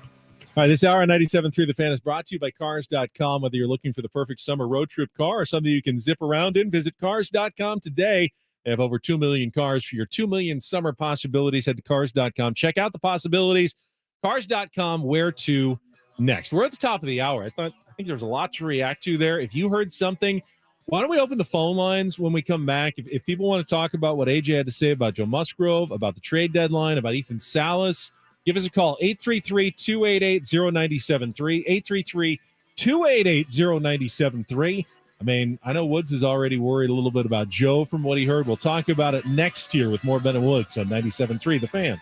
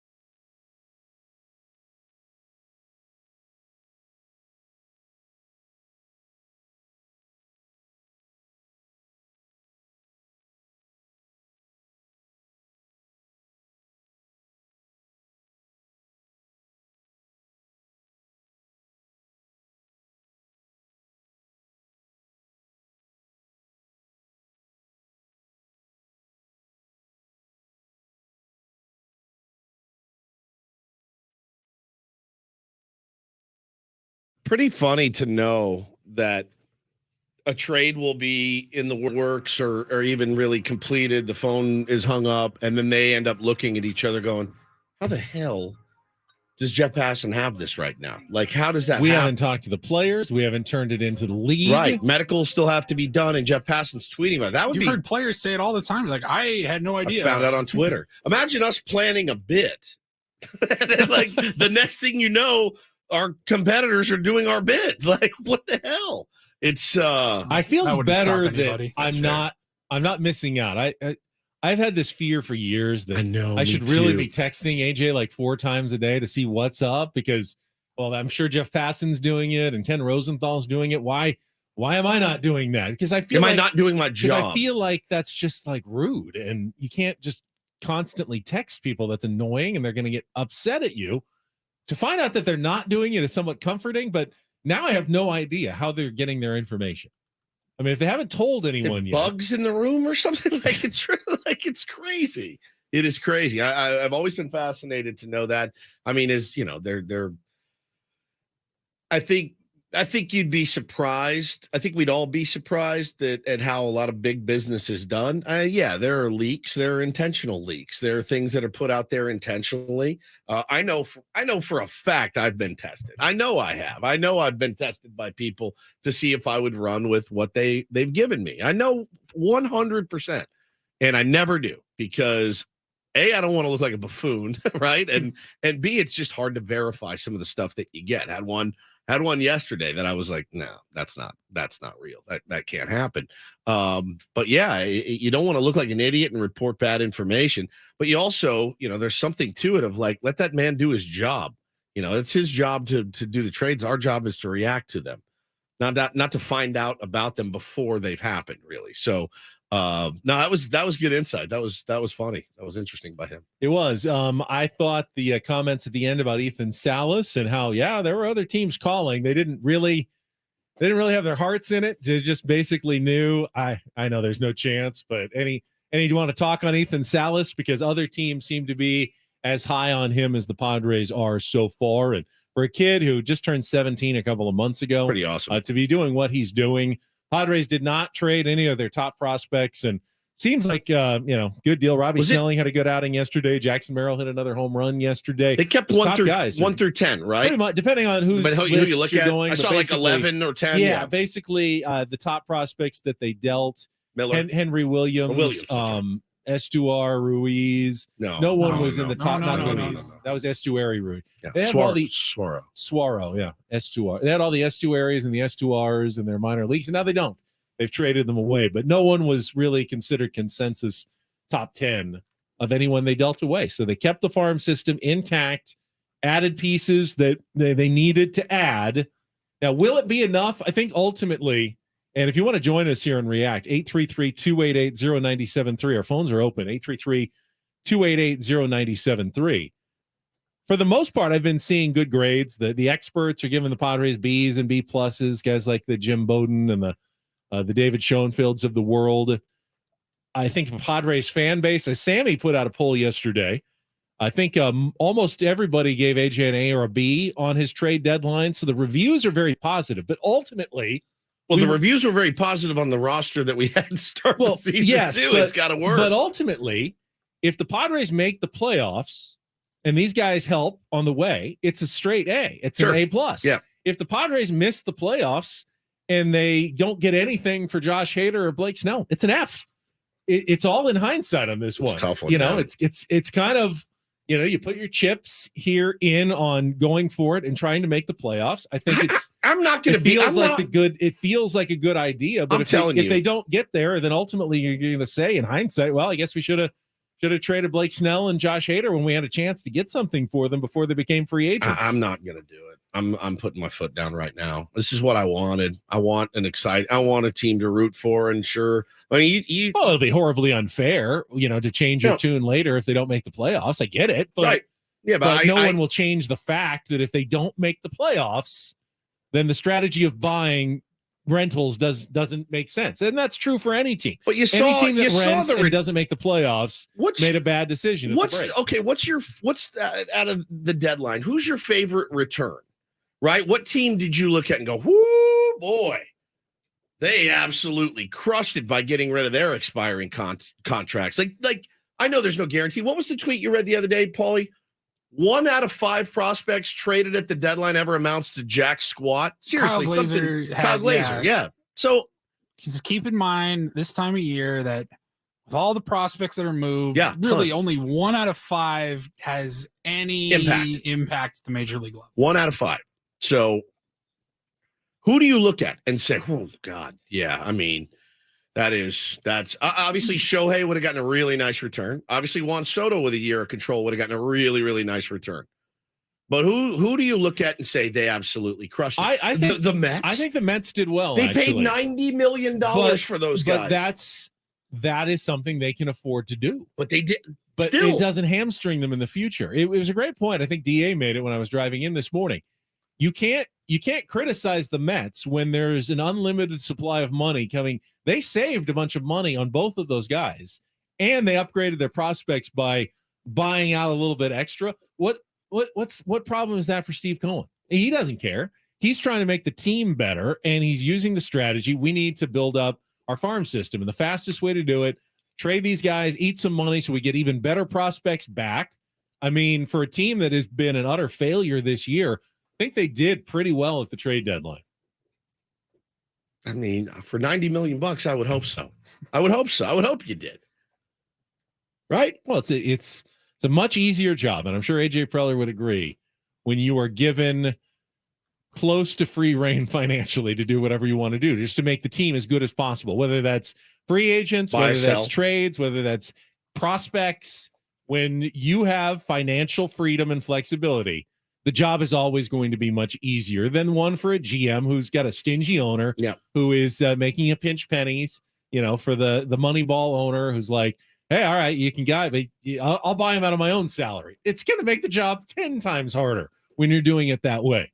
And, fortunately for the Mets and, Billy Epler, he doesn't have to do it that way. He can take advantage of the fact that his owner has very deep pockets. Yeah, I'm looking at the returns that the White Sox got for Giolito, and I'm looking at the returns, and they may be good, but I honestly like who was the best prospect moved in the deadline, and I look at what the fact that we were able to keep our top 10 and still add pieces and still be in it, in a weak-ish wild card scenario. I'm not going to rake this guy over the coals at the end of the road. I'm just not, because that's exactly what I want. I wanted to win that game last night. Call me crazy. I like watching the team that I like win baseball games. It's nuts. It's a new fun thing. Having Josh Hader and being able to watch Josh Hader, close that game out last night is great. Watching Blake Snell every 5th day, for the most part, has been fantastic this season. So, this is what we wanted. We wanted them to go for it. I'm not going to mutter about what ifs at the end of the year if we don't make the playoffs, because you could have unloaded Snell and Hader. I can't do it. It would go against how I'm feeling. That's fair. Let's go out to the phone lines. 833-288-0973. We got Mike ready to talk Padres baseball here on 97.3 The Fan. Good morning, Mike. Hey, good morning, guys. Hey, buddy. Just a quick overview to me, you guys. It seems the season's been vanilla, really. The front office and the trading deadline was vanilla in making their decisions. Was that smart, though? Was that a smart? Was that smart? Was vanilla actually the right choice? It's okay. It's all right. It's okay, because they had no reason to go forward with the players not offering really to think. So that's not an issue with me with the front office. There's no blame. I look at it as a C- decision. I look at the Padres season as a D, because the players, a couple in particular, I hate to say point out Manny, but there's just,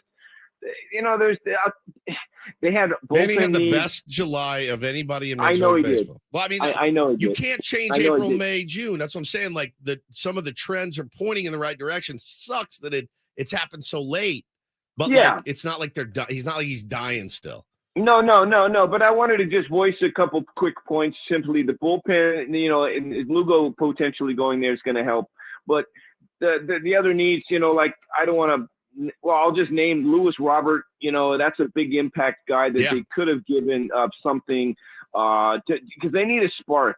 It's just the Choi guy. Okay, good. It's good for the clubhouse chemistry, but they need a bullpen help. They need another bat. They need just something to lift up the guys that are in like Manny and the rest of them. They need somebody to lean on a little bit. So my point is, it's pretty much vanilla all around, and it's I'm hopeful, but not really. I was happy. I'll tell you, man, and I appreciate your points, but I was the vanilla-ness. I think that's exactly is what I we liked needed. about it, because I sat there yesterday and I was sweating, man, with about 15 minutes to go. Of course, there's the Verlander talk and all that. And you also know AJ's always cooking up something behind the scenes. If you're going to go in again and start bringing in a ton of like starters, right? Like, what if you trade for a center fielder, right? And I know Grish has been, struggling and everything else, but you add two big stars again. And then it's just like, oh God, how's this going to work?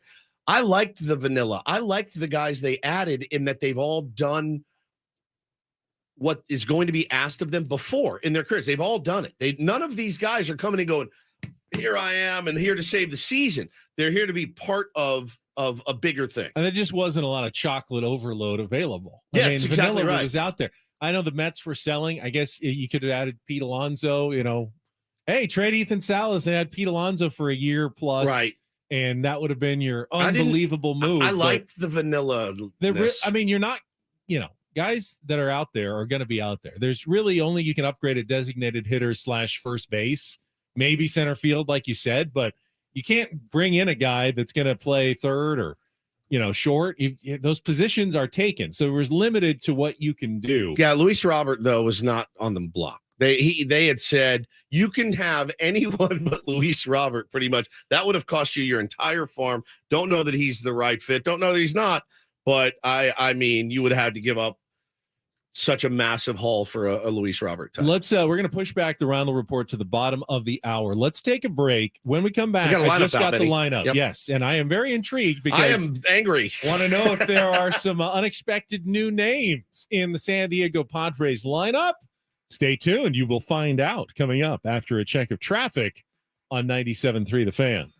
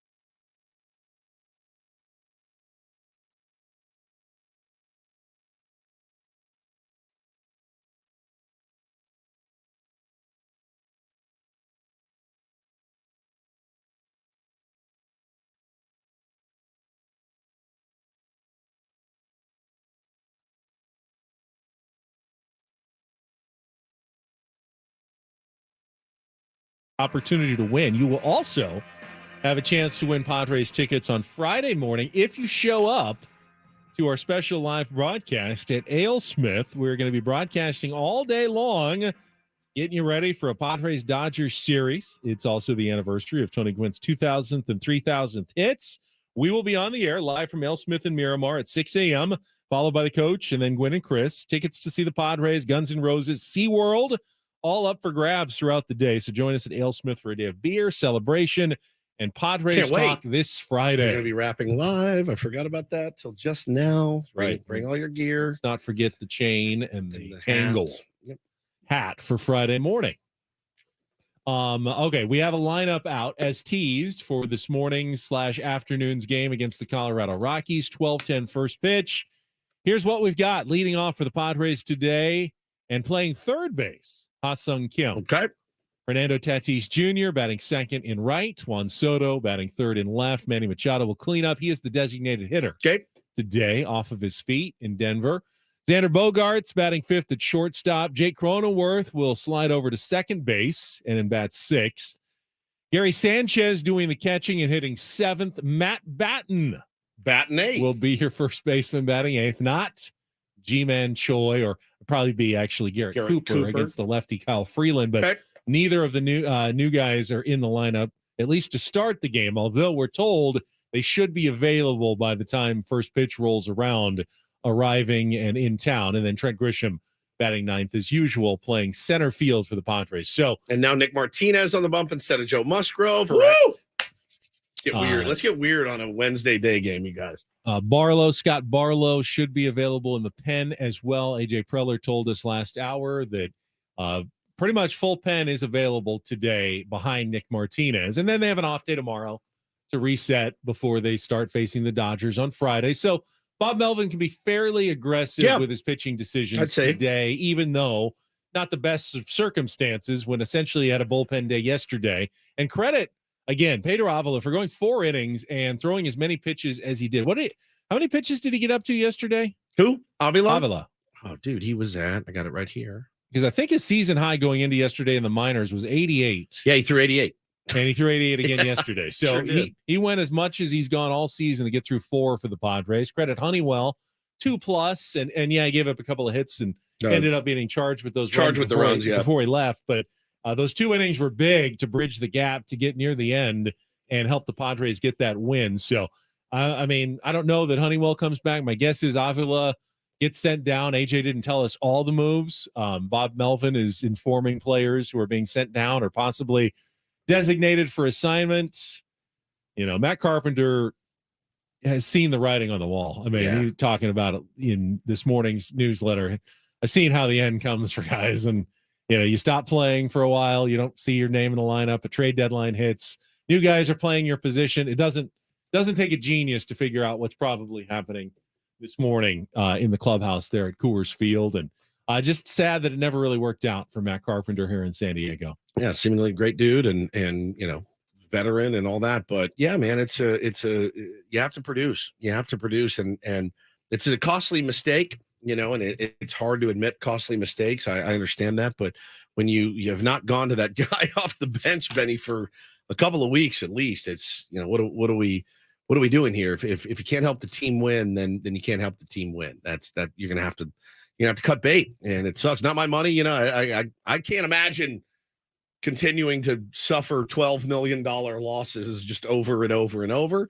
It is the nature of the business, though. What did you think of the Marlins moves yesterday? Adding Jake Berger from the Chicago White Sox and Josh Bell, who we know, of course, from the Cleveland Guardians. I mean, it feels like they've needed pop. And Ryan Weathers. Yeah, and Ryan Weathers. It feels like they've needed pop, you know, all year. They've got Soler, who hit some bombs for them. They've got Arias, who gets on base, obviously, as you know, like crazy. So I liked it, man. I like, you know, Berger's he's kind of your 25 homer. He's going to hit 30 bombs this year and probably will hit 215, 220, you know, if he's lucky. And then Josh Bell had I thought you want to talk about a DFA candidate with the Guardians earlier in the season. I thought there's no way he sees the end of the season. And turns out he didn't with them, but he's played a lot better. And I don't know how familiar Skip is with Josh Bell. I don't think very, but yeah, I think they're going to be. I think it's that's fringe moves for a team that's kind of on the fringes. I guess the acquisition of Josh Bell is what made Garrett Cooper more available in a trade for the San Diego Padres. As a roster crunch for they're adding guys now. They can stick Ryan Weathers in AAA if they want, or make him a spot starter if they need someone like that at this point. And let's be honest, for Ryan Weathers, this is probably a good thing. Change of scenery at this point. His time in San Diego had some ups. Time to move on. It had some downs, but he didn't feel like he was. I'd seen enough. He was making progress with the Padres organization, and you can blame Weathers or you can blame the Padres for that. But he was a first-round draft pick. He had a quick rise to the majors, made his debut in the playoffs for the Padres in the 2020 pandemic season. But then after that, hey, we're all pretty excited. Hey, this kid rises up through the big leagues, didn't wilt in the spotlight, in a really tough spot, having to pitch against the Dodgers in a playoff series. We're thinking big things, and it just never really materialized. Had some good outings, had some bad outings, rode the train back up and down from AAA. Didn't like it. Didn't think he should have been. And maybe a change of scenery will be good for him. So we'll see what happens there. As for Jackson Wolf, I can see why any team would be intrigued with a lefty who has made one start, looked like he was absolutely unintimidated by Major League Baseball. The Detroit Tigers, went out there, did his job, what they needed to, pitched through a rain delay, got a win. Didn't look like a guy that is going to have a very high ceiling in Major League Baseball. You never know. You never know, and maybe turns into a Rich Hill type and, battles his way through a long career and some great years, but not a lot of swing and miss. Wasn't getting into the minor leagues as well. When I saw most of and I don't use prospect hugger as a negative connotation. I don't. When I saw most of the huggers that I know that were not upset about many of the people we lost, I thought to myself, all right, that makes it a pretty successful deadline. I don't know, and there's really no way to tell, but I don't know that we lost anybody, Ben, that is going to come back and really, really bite us, years to come. And I think, some people said a slight overpay maybe to Pittsburgh, but the Toolsy kid, Suero, he's if there's anyone that may 17 worry you in 4 years, it might be Suero, right? But okay, cool. And if Hill can help eat some innings, he's like a lottery ticket. And sometimes big tall, 6'5". Sometimes that scratcher pays off, but most of the time he tosses it in the trash. This doesn't work out, but he's definitely got the tools to be interesting. Sure. Yeah, he's a toolsy kid. That's what I heard. The Henry Williams, Jesus Rios, the guys who went to the Royals. Henry Williams was ranked number 10, I think, on some prospect lists. I couldn't tell you a thing about him.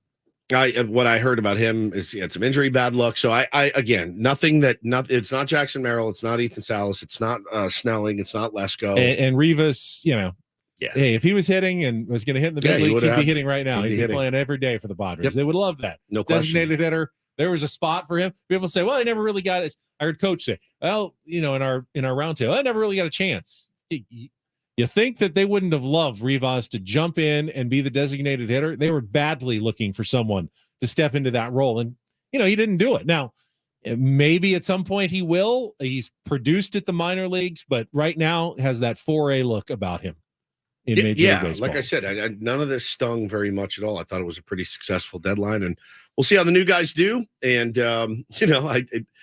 maybe the thing reverses, where you're having a really, really great year, and you come to San Diego, and you're not, you're no longer a superstar, and you got to leave to go find it again. But maybe here, with the vanilla moves, as the caller earlier said, maybe these guys are what we were looking for.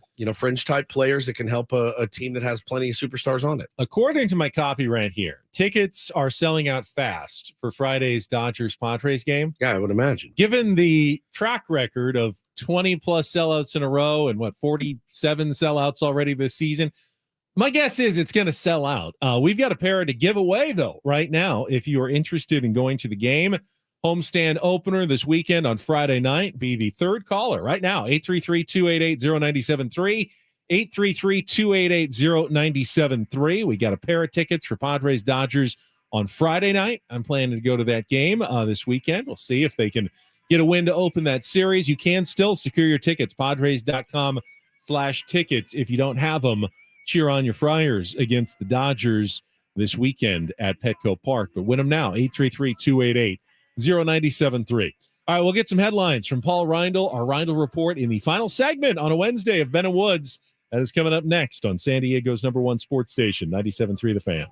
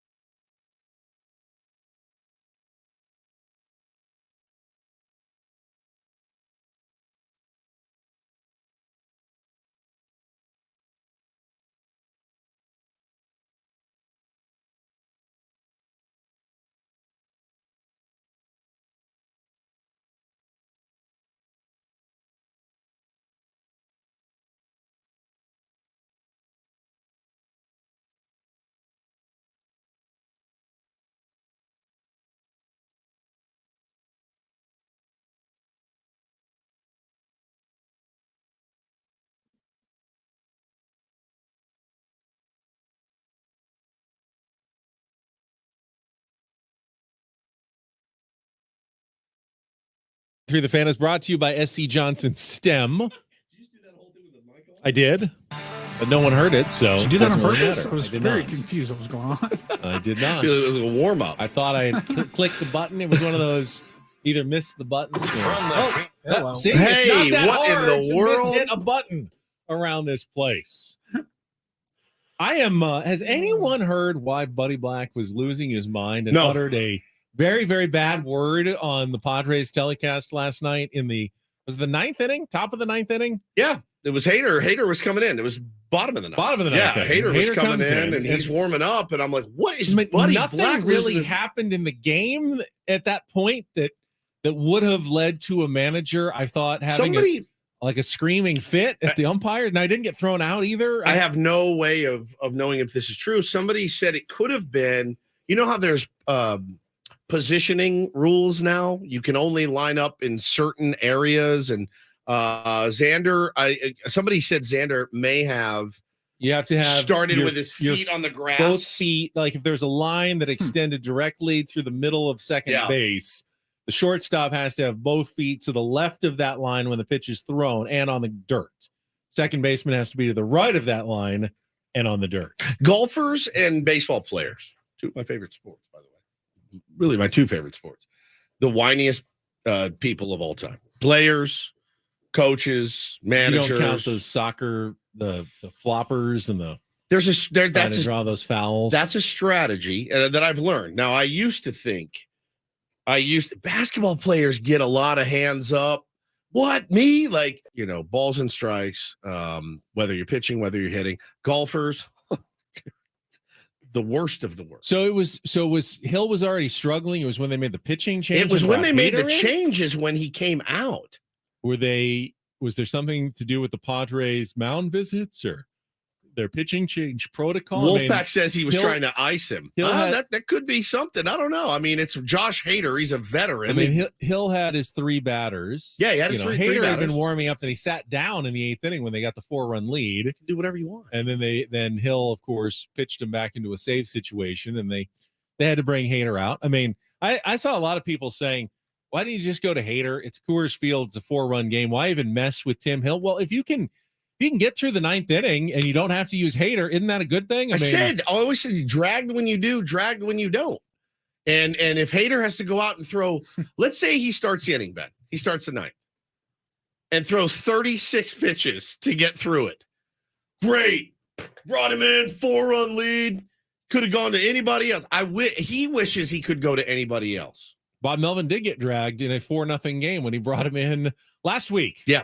Got against dragged. the Rangers. Got dragged. So you're damned if you do, damned if you don't. Tim Hill's got to come in with a lead and throw strikes. That's it. He's got to come in and throw strikes. Just pound the zone, let him hit it. You get ground balls, don't you, Timmy? Like, he's just really been scuffling. So you're gonna have to be able to count on these guys at some point this season. You can't have 4 guys in the bullpen. You go, we can't call on them. You can't have it. They're on the roster. They're in the bullpen. You're going to have to use them at some point. So what better spot to use Luis Garcia up 7? What better spot to use Tim Hill than up 4? People don't get this? Seriously? After all this time? Robert says, I think he was upset because he didn't get a chance to challenge the play at first base because of the pitching change. So Hill had given up a couple of hits and what would Buddy be? And a run, and then there was that slow chopper to Manny, and it was a somewhat close play at first, but I thought it was fairly clearly an out in real time, like very clearly. Yeah, the bullpen stuff. I understand it, man. We're all sitting at home going, well, why would you do that after a guy gives up a 3-run homer? Right? Michael says Black pointed towards second or short, so that feet on the grass, was what he wanted to challenge, but because of the pitching change, he went over the 15-second limit. Well, 15 seconds is 15 seconds, whether the Padres change pitchers or do. I mean, that shouldn't matter. That's on Buddy. Yeah. If he hasn't said anything, it's not on the Padres or the pitching change. But like you said, baseball players whining. Oh, bitchy, man. Complaining. Bitchy. Golfers and baseball players. Man, it is. Well, golf is a completely unfair sport. So I think very justifying. Baseball's not. What if you only hit the ball 3 out of 10 times when you played golf? You're like, oh, you're the best in the world. Fernando feels like he's been struggling lately. No one's had more 100-mile-an-hour exit velocity, I think, in baseball in the last few weeks. Man. He's been unlucky lately. hit some Which screamers. sucks. Now, yeah, That some are sucks. ground balls as well, but Yeah. he's hit some screamers that have gone right into mitts in the outfield. Baseball's weird as hell. You watch Ha-Seong Kim with that little ass out nubber last night, beats it out. I mean, it's just you can scorch a ball on the screws and you get an out. Nice job of Ha-Seong Kim has done a great job putting balls in play. No doubt, man. You know, No doubt. a few months ago, I would have said, "Oh, here comes Ha-Seong Kim to strike out again." Guy does not swing at pitches out of the zone anymore at all. Knocking on wood. Keep it going. He'll still swing and miss because he'll put a good aggressive swing early in the count, but he gets to 2 strikes and he puts that little flick of a wrist, flips the ball into center field for a hit as well as anybody in baseball has been doing it right now. Very impressive. He'll be leading off and playing third base for the Padres today with Manny as the designated hitter. All right, let's check traffic. And as we come back out of traffic, Paul, you'll have some headlines for the Reindl Report. From the premier Cadillac of Carlsbad Traffic Center, part of the Premier Auto family, here's Kelly Danick. Just a few things wrapping up our morning drive. We saw this crash on or near the Caliente Avenue on-ramp to westbound 905. Also, stalled vehicle taking the left lane on northbound side of the 15 Ocean View off-ramp. Traveling on the westbound 52 just before the 805 collision in the clearing stage. Everything's in the center divide. And in the North County, eastbound side of the 78 just past Nordall Road. There's a collision involving a couple cars there over the right shoulder. I'm Kelly Danick with Ben & Woods, San Diego's #1 sports station, 97.3 The Fan. And get things started here with our today's edition of the Reindl Report. Now tuned into the greatest. Welcome to the Reindl Report with Paul Reindl. Hi, Paul. All right. 2 stories from the world of sports that we haven't gotten to yet. We'll start off in Major League Baseball. And 1 story that you didn't know you needed. Are you laughing, biatch? It's the Reindl Report Hey, Paul, how you doing? Okay, how are you? on 97.3 The Fan. Are you ready to bless the mood? I need some help, please. That was good. Can I get a yeah? Oh, yeah. All right. All right. All right, buddy. Good morning, gentlemen. Morning. Now, I mean, we've been wish- together for like the last 4 hours. It's true. You don't have to wish us a good morning. Okay. Good afternoon. Well, it's not afternoon yet, Paul. It is on the East Coast. All right. I don't know. There are no Tigers as far as mascots in the Pac-12, which is unfortunate because then we would have Lions, Tigers, and Bears. We did talk about Eduardo This Rodriguez morning. earlier. That's true. But Fair enough. Okay. So we'll start off in the Pac-12. A little bit relevant here to San Diego State as they're trying to figure out what the hell conference they're going to be joining if they can get out of the Mountain West here. And the big story with the Pac-12 has been their media deal, the upcoming media rights deal that they are hoping to land. We did get an update yesterday that they were presented with, the conference was presented with a streaming package from Apple TV Plus, going the way of digital and digital streaming. I don't know if that's a great move for them. I mean, Not at all bad. it's going to destroy the Pac-12. That's my the prediction. Pac-12 But it'll look beautiful while they do it. It'll look sharp. Here, From an outsider perspective, I think the Pac-12 media deal has been pretty dog-ass for a while now. Like the Pac-12 network has not been easily accessible, especially in many Pac-12 markets. I know I have friends in the Bay Area, so Stanford and Cal. Yeah. And I have friends up in Washington for UW and Washington State. Yeah. They're like, they have a couple of different service providers. I think it's Comcast up there, but Cox down here. Yeah, Cox. I've got Cox. AT&T, whatever. They're like, I can't get the Pac-12 network. Right. I cannot You watch won't. my So team. maybe I'll pay this you is and you better. can't get it. Everyone can get Apple somewhere or another. So in that, yeah. Here's the thing. What the reports are is that it's all about the financials. And the Pac-12 schools want to know they're going to be getting as much or close to as much as the Big 12 schools. Otherwise, they're going to just jump to the Big 12 where there's more money. So there is the possibility that the deal will provide about the same amount of money, but it's based on subscriptions. If they do well, if a lot of people subscribe to this pay Apple Pac-12 channel, then they'll do really, really well. But hey, if it doesn't do that well, if people aren't saying, yeah, I'm willing to sign up for $7.99 a month to see Oregon State take on Cal. But if you went, they might not do that well. But if you went to Oregon State, it's $8 to watch your team. I think don't it's a great understand, idea as a supplementary plan. It's a crowded marketplace, though, and most sports are still free for people. In what planet? In the world of where most college football conferences like the SEC, I turn on CBS. Yeah. Or I turn How do on you get it? ESPN. You got to pay for cable provider. But I'm already paying for that. I'm not. This is an extra charge that Apple is going to be. Well, if you're a real asking cheapskate, for, you can put a digital antenna on your TV, and you can get CBS, you can get ABC. But I would say most people are probably already paying for the channels that get the pack. If they get the Big 12 and get the Big 10 and get SEC, they're not already paying for this Pac-12 channel because no one is. It's going to be extra, and I don't know, is that going to fly now? It's like paying for stuff. College students, maybe a younger audience that you're going for. But I want to get it. Are you going for the college age people? You're really going for the boosters, the alums, the older people, the wealthier people. Is that going to be a problem? I mean, maybe they make it work. I mean, it'll look brilliant. I will say, I pay for Apple TV. I like it. There's good stuff on there sometimes. And then it goes months where I never click the button. Then a baseball game comes on. I'm like, glad I paid for it. It's badass. I will say the Peacock is a little rough. That's kind of a rough scene. My beloved. That was the instant cancel for me. My beloved Fighting Irish play on Peacock. They did once, and I was like, all right, here's the thing: if there's even a whiff of I don't know about this from like 3 college presidents in the Pac-12, and they go, I'm going to take the sure thing and just jump to the Big 12. The Pac-12 is toast, and then there won't be anywhere for San Diego State to even go if there's no Pac-12 anymore. Oregon and Washington would love to join USC and UCLA in the Big 10. So far, the Big 10 is like, we're not ready to invite anybody. Big 12 is ready to invite probably Arizona and maybe Utah, maybe Arizona State. There's not going to be much left in the Pac-12 if everyone goes. And I don't know what leave the Mountain West to join the Mountain West. I don't know what San Diego State's going to do. Awful. Mountain West Plus is really what it's looking like it could be. Are you ready for a conference with Cal, Utah, San Diego State, UNLV, Colorado State, Fresno State, Boise State? I mean, a little better. You're cutting some of the bottom of the Mountain West, like San Jose State and Hawaii, out, but it's not a huge improvement. It's not a huge, better TV deal. You already have access to the college football playoff with the changes. They have, if you're a top 6 conference champion, which probably the Mountain West has a good chance of being, you're already there now. Now you're just increasing the competition a little bit without increasing the money a lot. It's not great news, I don't think, for San Diego State.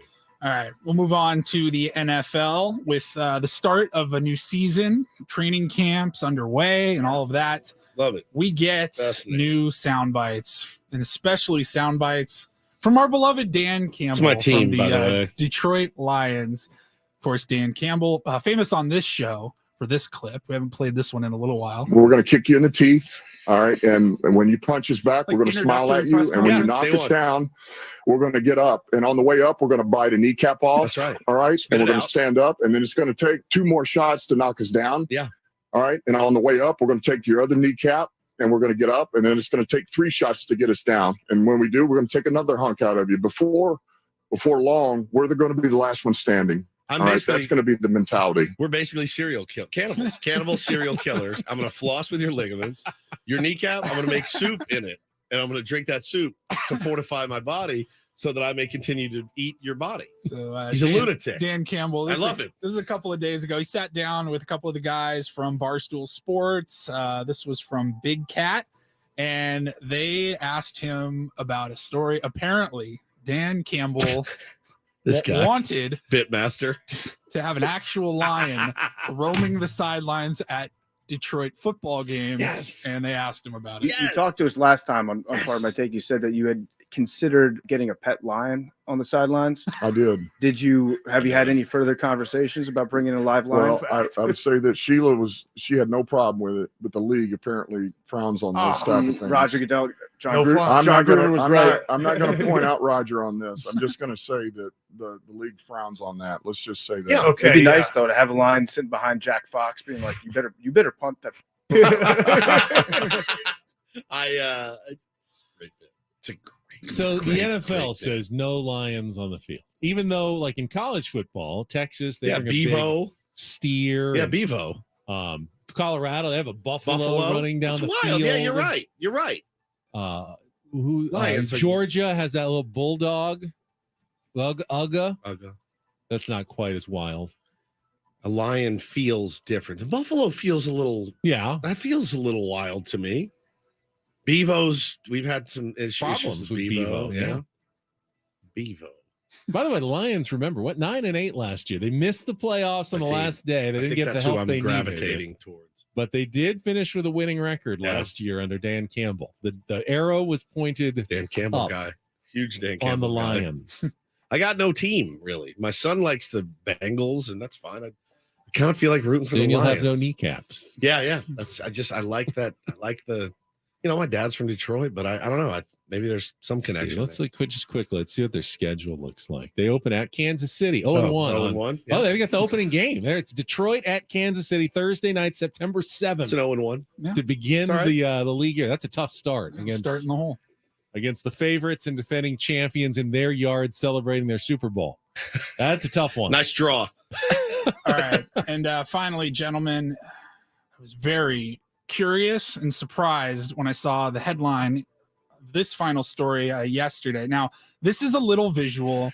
This is the bonus. If you're in the YouTube chat, we can at least show you some pictures. But the headline reads, China Zoo forced to deny some of its sun bears are actually humans in costume.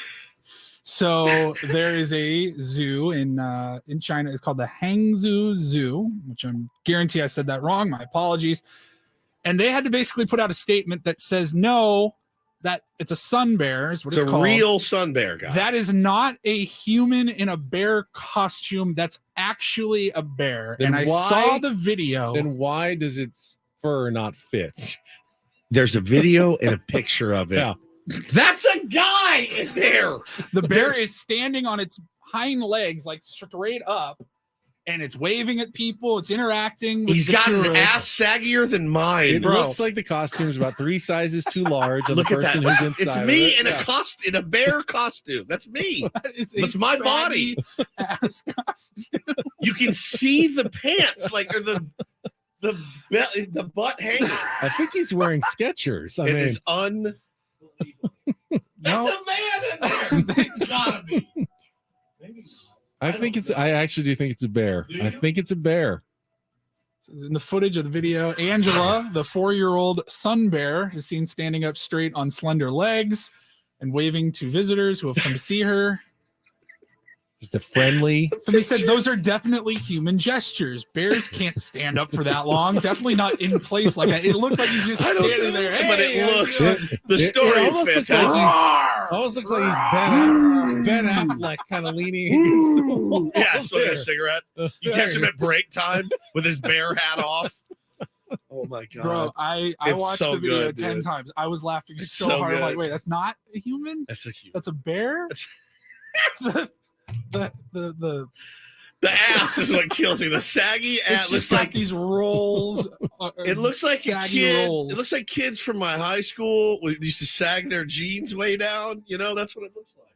Oh, thank you, Paulie. We were almost out of time. They put out a statement as the bear. As the bear. And they said, I'm real. Some people think I stand like a person. It seems you don't understand me very well. When it comes to bears, the first thing that comes to mind is a huge figure and astonishing power, but not all bears are behemoths and danger personified. It's amazing. Dominic says the bear just lost a lot of weight. Give him a break. He went to sdfatloss.com. He's feeling great. He's lost 30 pounds, it looks like. Your ass doesn't even his sag skin that is much just- right now. Your skin's not that loose. Bro, it was so damn funny. It's so good. Let's say Halloween costume. Maybe I'm wrong. Like a not very good costume. Yeah, The not mask- very good. The head looks okay, but you gotta get that tailored or something. Yeah, a little more form fitting. And that's our Reindl Report. Lions and Bears. Oh my. Lions, Bears, and Padres, buddy. All right, we got a game. I got a short coach show for about the next hour plus. And Sammy Levitt will have the pregame show with Nick Martinez in place of Joe Musgrove, ailing with a shoulder today. We'll talk about it tomorrow morning at 6 a.m. Until then, for executive producer Paul Reindl, Stephen Woods, I'm Ben Higgins. Have a great rest of your Wednesday from all of us here at San Diego's #1 sports station, 97.3 The Fan.